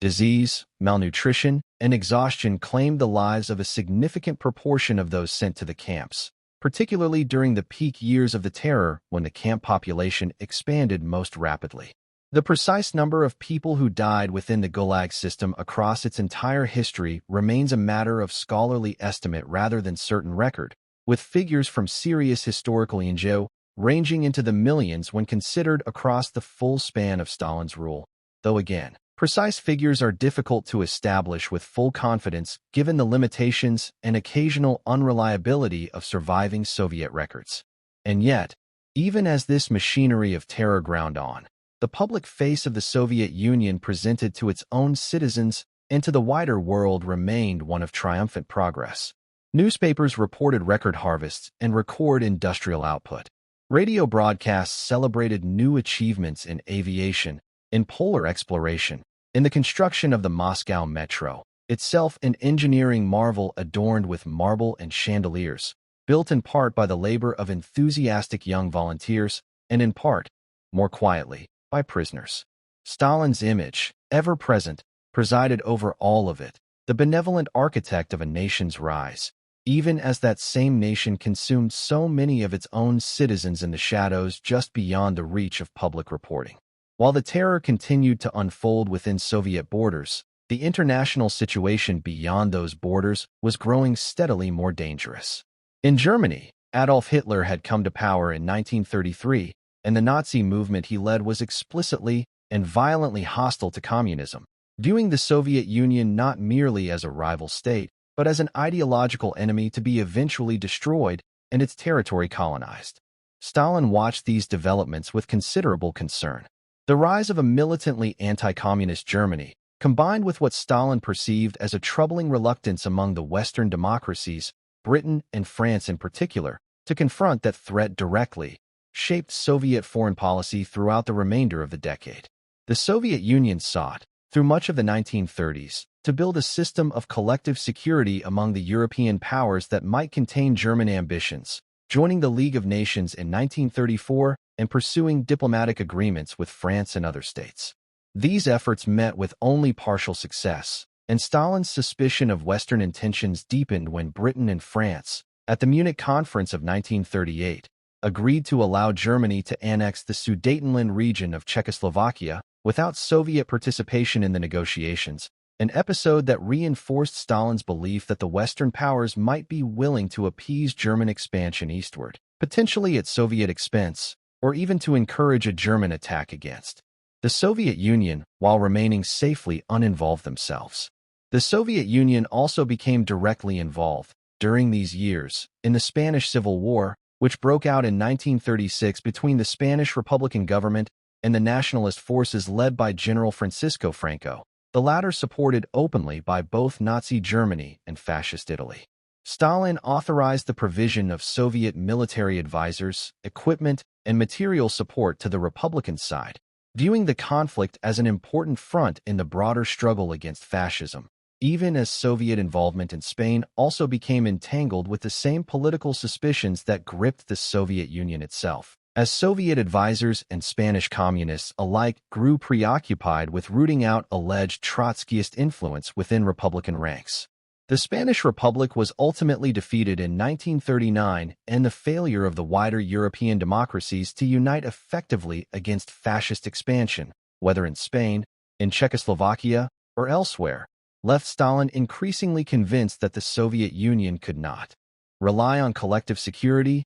and would need to look to its own strategic interests above all else. It was against this backdrop that, in August of 1939, the Soviet Union and Nazi Germany, ideological enemies who had spent years denouncing one another in the most severe terms, announced a startling diplomatic agreement. The Molotov-Ribbentrop Pact, named for the Soviet and German foreign ministers who negotiated and signed it, was formally a treaty of non-aggression between the two states, pledging that neither would attack the other and that both would remain neutral if either became involved in war with a third party. This much was made public and reported around the world, producing shock and confusion among observers who had assumed the ideological gulf between Nazism and Soviet communism made any such agreement unthinkable. What was not made public at the time, and would not be officially acknowledged by the Soviet government for decades afterward, was a secret protocol attached to the treaty, dividing Eastern Europe into designated spheres of influence between the two powers. Poland was to be divided between them. The Baltic states of Estonia, Latvia, and Lithuania, along with parts of Romania, were designated as falling within the Soviet sphere. Within days of the pact's signing, Germany invaded Poland from the west, beginning the Second World War in Europe, and shortly afterward Soviet forces invaded Poland from the east, occupying the territory allotted to the Soviet Union under the secret protocol. Over the following year, the Soviet Union proceeded to annex the Baltic states outright and to pressure Romania into ceding territory as well. Stalin's reasoning in pursuing this agreement with Germany has been the subject of extensive historical analysis and debate. Some historians emphasize that the pact bought the Soviet Union critical time, allowing it to continue rebuilding its military strength, still recovering from the damage inflicted by the purge of its officer corps, before an anticipated future confrontation with Germany. Others point to the territorial gains themselves, which pushed the Soviet Union's western border further from its core industrial centers, as a primary strategic motivation. Still, others emphasize Stalin's continuing distrust of the Western democracies and his belief that, having been excluded from the Munich negotiations, the Soviet Union needed to secure its own position through direct arrangement with Germany rather than relying on unreliable Western partners. Whatever the precise balance of these motivations, the pact would prove to be only a temporary arrangement, one that neither side, in the end, truly intended to honor indefinitely. In the months following the occupation of eastern Poland, Stalin turned his attention to Finland, seeking to secure Soviet strategic interests in the region surrounding Leningrad through a series of territorial demands, including the cession of land near the Finnish-Soviet border and the leasing of certain strategic locations to the Soviet Union. When Finland refused to accept these demands in full, the Soviet Union launched an invasion in November of 1939, beginning what became known as the Winter War. The conflict proved far more difficult for the Soviet Union than its leadership had anticipated. Finnish forces, though vastly outnumbered, made skillful use of the country's forested and lake-strewn terrain and of the brutal winter conditions to inflict serious losses on the advancing Soviet armies, whose command structure, still recovering from the effects of the officer purge, struggled with coordination and tactical flexibility. The initial phase of the war exposed significant weaknesses in Soviet military planning and execution, weaknesses that were closely observed by foreign military analysts, including those in Germany, who drew conclusions about Soviet military capability that would later influence German planning for an eventual invasion of the Soviet Union itself. Eventually, through the sheer application of overwhelming numbers and firepower, Soviet forces broke through Finnish defenses along the Karelian Isthmus, and Finland was compelled to accept a peace settlement in March of 1940, ceding the territory the Soviet Union had originally demanded, though at a cost, in Soviet casualties, far higher than had been anticipated, and at a further cost, in international reputation, that saw the Soviet Union expelled from the League of Nations. The uneasy peace between the Soviet Union and Nazi Germany held for just under 2 years. Throughout this period, intelligence reports reached Stalin from multiple sources, including Soviet agents operating within Germany and warnings from foreign governments, indicating that Germany was preparing for a massive invasion of Soviet territory. Stalin, for reasons that continue to be debated by historians, appears to have significantly discounted or disbelieved much of this intelligence, perhaps out of a conviction that Hitler would not risk a two-front war while Britain remained unconquered, perhaps out of a broader psychological reluctance to accept a threat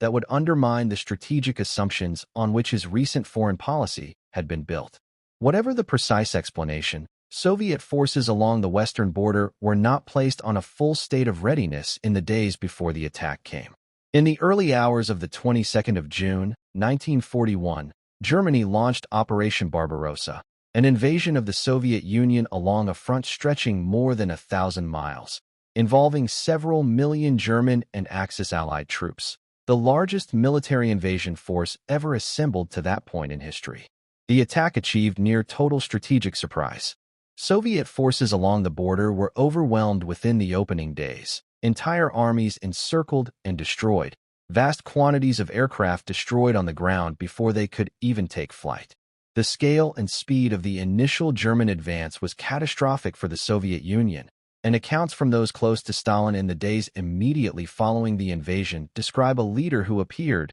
for a brief but significant period, stunned into a kind of paralysis, reportedly withdrawing from direct engagement with state affairs for several days before regaining his composure and reasserting personal control over the Soviet war effort. Once Stalin returned to active leadership, he moved to reorganize the Soviet state entirely around the demands of total war. He assumed formal leadership of the newly created State Defense Committee, taking direct personal command of Soviet military strategy, and delivered a radio address to the Soviet people that struck a notably different tone than his previous public pronouncements, addressing the nation not merely as comrades, but, in a phrase that surprised many listeners, as brothers and sisters, invoking a sense of shared national struggle that reached beyond narrow ideological language. As German forces continued their advance deep into Soviet territory over the following months, Stalin oversaw an extraordinary and largely successful effort to relocate entire industrial complexes, factories, workers, and equipment alike, from the western regions of the country to locations beyond the Ural Mountains, out of reach of the advancing German army, an evacuation that would prove essential to the Soviet Union's eventual capacity to sustain its war effort. The human cost of the German invasion, in these opening months and throughout the war that followed, was staggering. Millions of Soviet soldiers were killed, wounded, or taken prisoner in the initial encirclements. Civilians in the path of the German advance faced occupation, forced labor, and, in regions where Nazi ideology and policy dictated systematic extermination, mass killing on a scale that included the murder of Soviet Jews and others deemed undesirable by the occupying forces. The war that unfolded on Soviet territory between 1941 and 1945 would become the largest and most destructive military conflict in human history,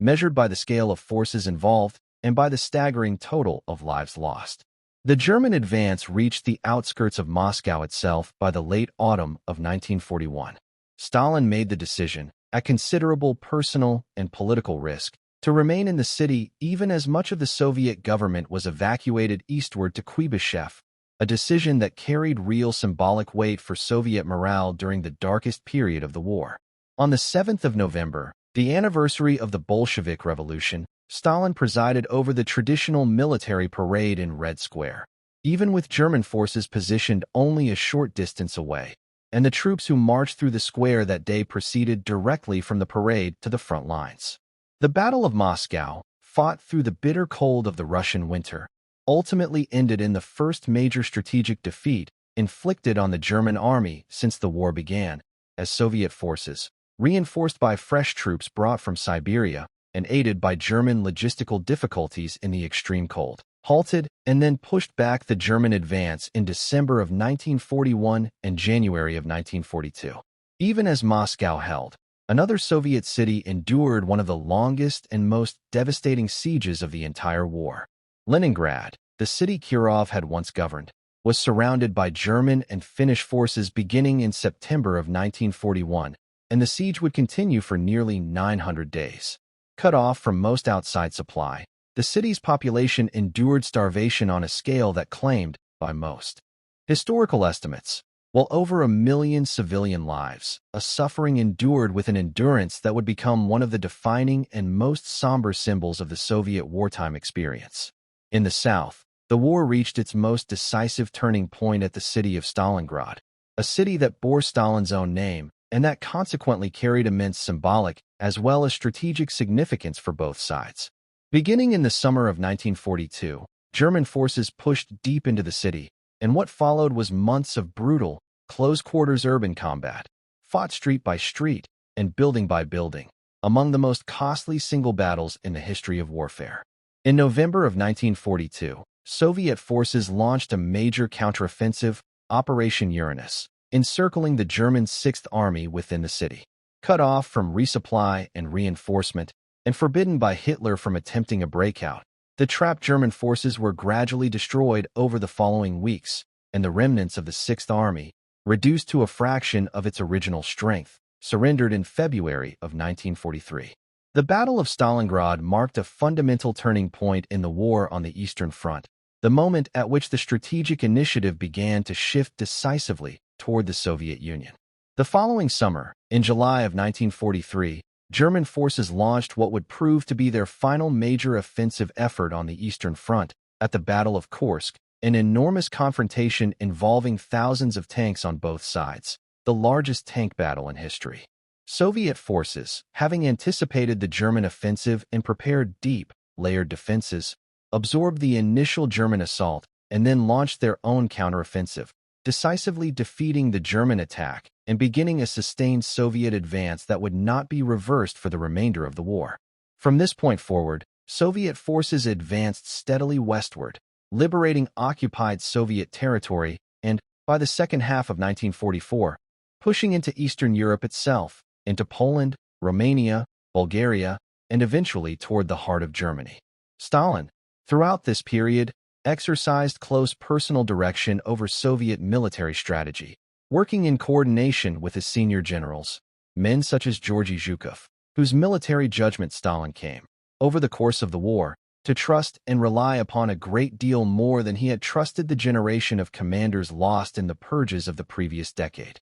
Stalin's wartime leadership has been assessed by historians in genuinely mixed terms, capable of significant strategic misjudgments, particularly in the war's opening phase, yet also demonstrating, as the conflict progressed, a growing capacity to delegate operational decisions to experienced commanders and to marshal the enormous resources of the Soviet state toward a single unifying purpose. As the war moved toward its conclusion, Stalin's relationships with the leaders of the other major Allied powers, President Franklin Roosevelt of the United States and Prime Minister Winston Churchill of Great Britain, became a central feature of the war's final chapters. The three leaders met in person at a series of conferences that would shape not only the remaining course of the war, but the post-war order that would follow it. At Tehran, in late 1943, the three discussed coordination of military strategy, including plans for what would become the Allied invasion of Western Europe. At Yalta, in February of 1945, with German defeat now clearly approaching, the three leaders turned their attention more fully to questions of the post-war settlement, including the future organization of Europe, the fate of Poland, and Soviet participation in the eventual war against Japan. At Potsdam, in the summer of 1945, following Roosevelt's death and Germany's surrender, Stalin met with Churchill, who was replaced partway through the conference by his successor Clement Attlee, and with the new American president, Harry Truman, to address the practical administration of defeated Germany and the broader shape of post-war Europe. These conferences revealed, even amid wartime cooperation, the deep and growing divergence of interest and vision between the Soviet Union and its Western allies. Stalin sought, above all, security for the Soviet Union through the establishment of friendly, compliant governments along its western border, a buffer zone against any future invasion from the west of the kind that had twice devastated Russian and Soviet territory within living memory. His Western counterparts, while willing to accommodate Soviet security concerns to a degree, grew increasingly uneasy as it became clear that Stalin's vision of friendly governments in Eastern Europe would, in practice, mean the imposition of communist political control over the nations in question, achieved through a combination of political pressure, manipulated elections, and, where necessary, outright coercion. The war in Europe reached its final conclusion in the spring of 1945, as Soviet forces fought their way into Berlin itself, the German capital reduced to rubble by weeks of brutal urban combat. Hitler died by suicide as Soviet troops closed in on the city center, and Germany's unconditional surrender followed within days. The Soviet victory had come at a cost almost impossible to fully comprehend. Historians estimate total Soviet deaths during the war, military and civilian combined, at somewhere between 20 and 27 million people, a scale of loss unmatched by any other nation involved in the conflict, and one that touched nearly every family across the vast territory of the Soviet Union. Out of this devastation, the Soviet Union emerged as one of the two dominant powers on the world stage, its military having played the decisive role in the defeat of Nazi Germany, its territory expanded, and its political influence extending now across much of Eastern Europe. Stalin, at war's end, stood at the height of his personal authority and international prestige, celebrated within the Soviet Union as the architect of victory, and regarded, even by many in the Western world who had opposed communism before the war, with a grudging respect for the role the Soviet Union had played in defeating fascism. The years immediately following the war were dominated, within the Soviet Union, by the enormous task of reconstruction. Entire cities lay in ruins. Agricultural production had collapsed across regions devastated by the fighting, and a severe famine struck parts of the Soviet Union in 1946 and 1947. A further layer of suffering added to a population already exhausted by years of war. Stalin directed the reconstruction effort with the same emphasis on heavy industry and centralized planning that had characterized the pre-war five-year plans, prioritizing the rebuilding of industrial and military capacity, often at continued cost to the availability of consumer goods and to the immediate material comfort of the population. Political repression, far from easing with the end of the war, continued and in some respects intensified during these post-war years. Soviet soldiers who had been taken prisoner by the Germans, and who now returned home following the German defeat, were frequently treated with suspicion by Soviet authorities, viewed as potentially compromised by their time in enemy captivity, and a significant number were sent to labor camps upon their return rather than welcomed simply as returning veterans. Populations in the newly incorporated Western territories of the Soviet Union, including the Baltic states and Western Ukraine, faced continued waves of arrest and deportation as Soviet authorities worked to suppress nationalist resistance movements that continued fighting against Soviet control for years after the war's official end. Beyond Soviet borders, Stalin moved with determination to consolidate Soviet control over the Eastern European territories that Soviet forces had liberated from German occupation and now continued to occupy. Across Poland, East Germany, Czechoslovakia, Hungary, Romania, and Bulgaria, a broadly similar pattern unfolded over the years following the war. Coalition governments that initially included a range of political parties were gradually reshaped through a combination of manipulated elections, the marginalization or outright suppression of non-communist political figures, and the placement of Soviet-aligned communists in key positions of security and administrative control, until each of these nations had been transformed into a one-party communist state closely aligned with Moscow. This process, rather than being told here as a series of separate national histories, is best understood as a single broad pattern, repeated with local variation across the region, through which the Soviet Union transformed its wartime military presence in Eastern Europe into lasting political domination. This transformation of Eastern Europe, together with escalating friction between the Soviet Union and its former Western allies, gave rise, In the years immediately following the war, to what became known as the Cold War, a prolonged global rivalry between the Soviet Union and the United States and their respective allies, characterized not by direct military conflict between the two superpowers themselves, but by intense political, economic, and ideological competition played out across the globe. In 1947, the American government announced what became known as the Truman Doctrine, committing the United States to supporting nations resisting communist influence, a policy shift that Stalin viewed as evidence of Western hostility toward the Soviet Union and its interests. Germany itself became one of the most direct points of confrontation between the emerging blocs. In 1948, in response to moves by the Western Allied powers to introduce a new currency in their occupation zones of Berlin, Stalin ordered a complete blockade of all land routes into the western sectors of the city, which lay deep within Soviet-controlled Eastern Germany, in an attempt to force the Western powers to abandon their position in the city altogether. The Western response, a massive and sustained airlift of food, fuel, and other supplies into West Berlin over the following 11 months, succeeded in sustaining the city's population and ultimately compelled Stalin to lift the blockade in the spring of 1949, without having achieved his objective. This episode hardened the division of Germany, and of Europe more broadly, into two opposing blocs, a division that would persist for decades to come.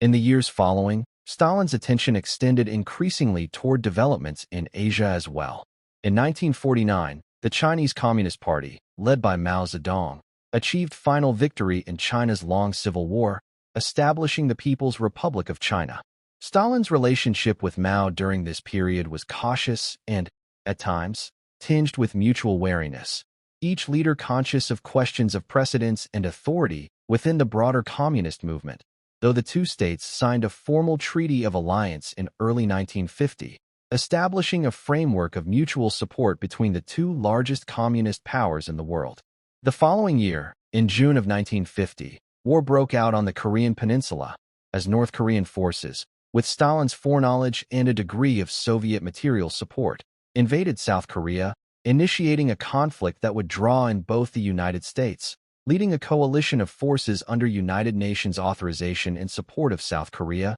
and eventually China, which entered the war in support of North Korea as United Nations forces advanced toward the Chinese border. Stalin's approach to the Korean War was notably cautious, providing military equipment, aircraft, and pilots to support North Korean and Chinese forces while carefully avoiding any direct, openly acknowledged Soviet military engagement that might risk drawing the Soviet Union into direct conflict with the United States. The war would continue, at great human cost to all parties involved, until an armistice was finally reached in the summer of 1953, several months after Stalin's own death. By the early years of the 1950s, Stalin himself was growing old. He was in his early 70s now, and those who observed him closely during these final years described a man increasingly withdrawn, increasingly suspicious even of the officials who had served him most loyally for decades, and increasingly prone to working through the night, sleeping late into the day,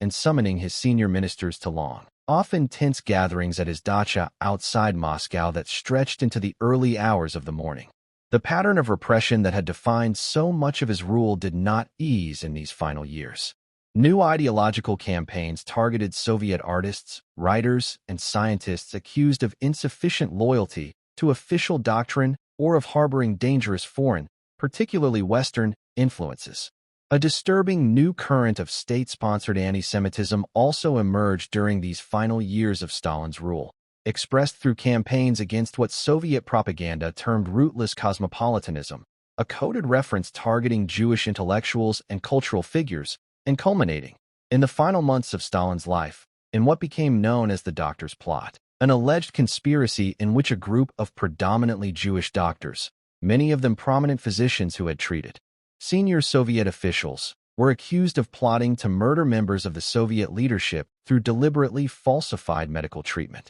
The affair, publicized in the Soviet press in January of 1953, generated an atmosphere of renewed fear reminiscent of the darkest years of the previous decade, and many historians believe it may have been intended as the opening move in a new and potentially even broader wave of repression, one that Stalin's death would ultimately cut short before it could fully unfold. Within Stalin's inner circle during these final years, an atmosphere of profound uncertainty prevailed. Senior officials such as Vyacheslav Molotov, Lavrentiy Beria, Georgy Malenkov, and Nikita Khrushchev, men who had served Stalin loyally, in some cases for decades, lived nonetheless with the constant awareness that their positions, and indeed their lives, remained entirely dependent on Stalin's continued personal favor, a favor that could shift without warning and that had, over the years, proven fatal to many who had once stood equally close to power. In late February of 1953,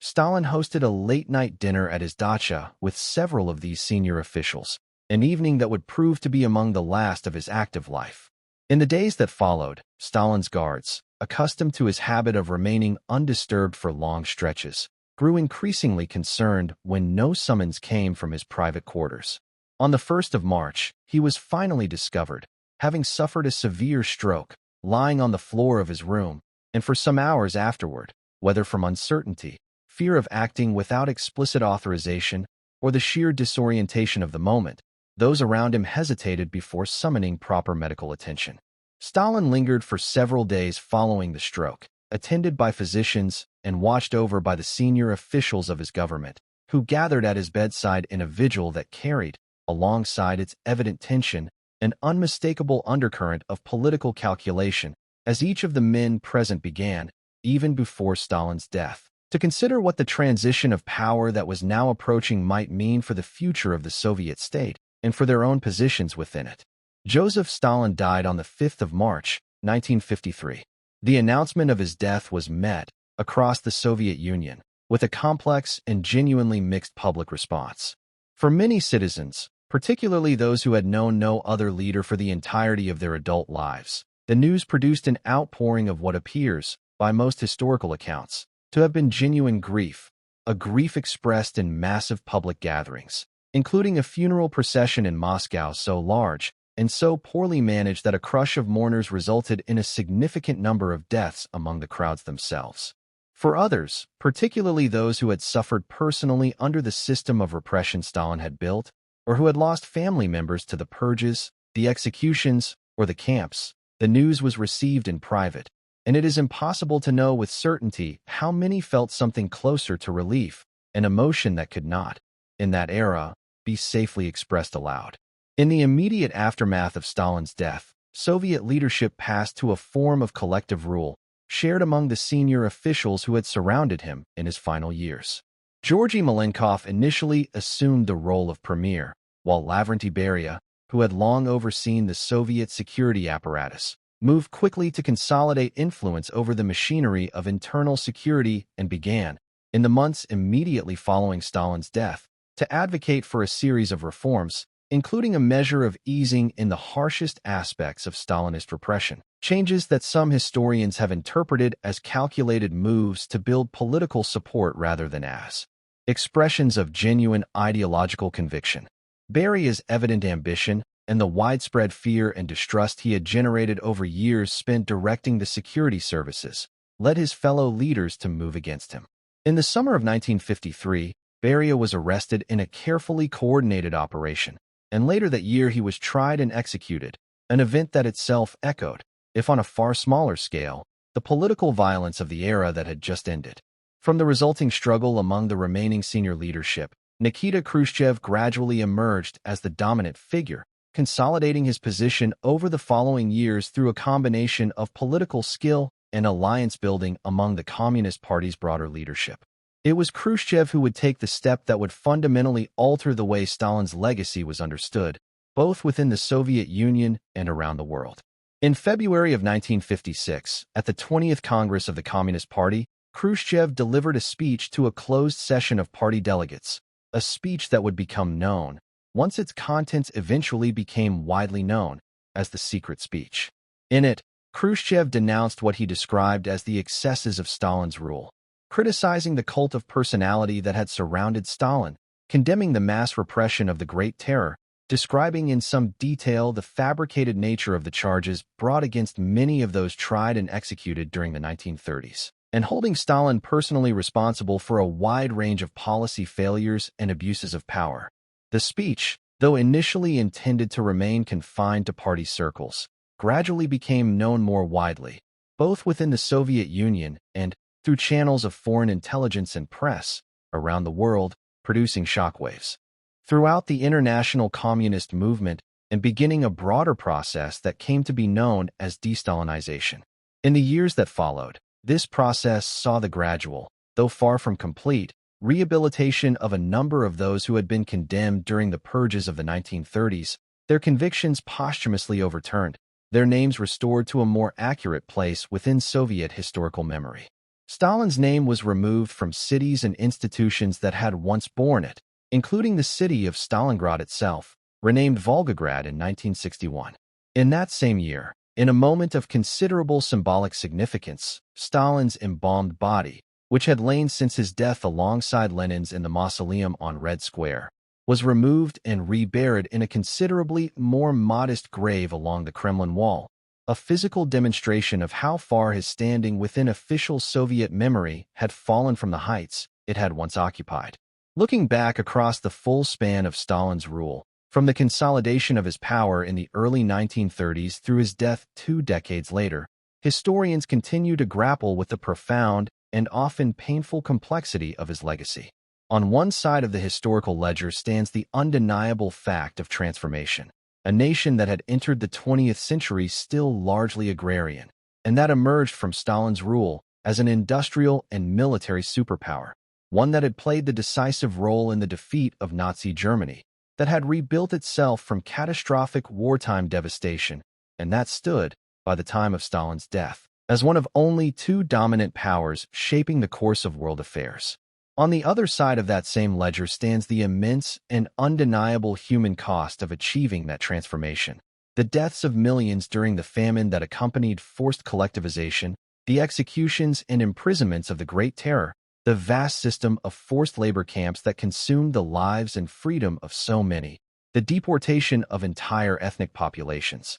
the destruction of a generation of experienced political, military, and intellectual leadership, and the pervasive climate of fear and denunciation that touched nearly every family across the vast territory of the Soviet Union for the better part of a generation. Historians continue to debate the relationship between these 2 sides of Stalin's legacy, the transformation and the terror, and the degree to which one can be said to have required the other. Some have argued that the pace and scale of Soviet industrialization and the military strength that flowed from it could not have been achieved without the ruthless methods Stalin employed, methods that suppressed dissent, extracted maximum output from a reluctant population, and eliminated any political force capable of offering an alternative path. Others have argued, with equal conviction, that the human cost of Stalin's methods far exceeded what was necessary for genuine national development, that the purges in particular served no coherent developmental purpose,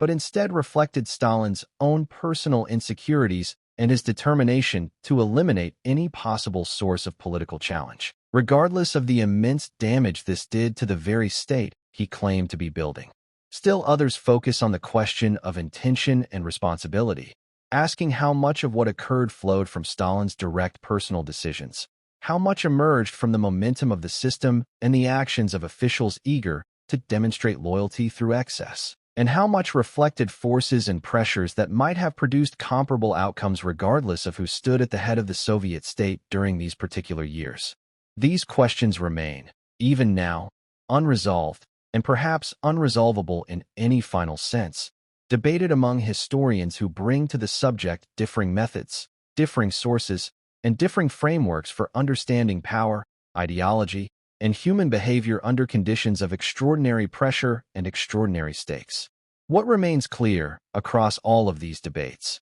is the scale of what took place during these 2 decades of Soviet history. A nation transformed at tremendous speed, a war survived and ultimately won at a cost almost beyond comprehension, and a human toll, borne by millions of individual men, women, and children across the vast breadth of Soviet territory, whose names, in the great majority of cases, were never recorded, whose stories were never told, and whose quiet disappearance from the world remains, even today, one of the great unhealed wounds of the 20th century.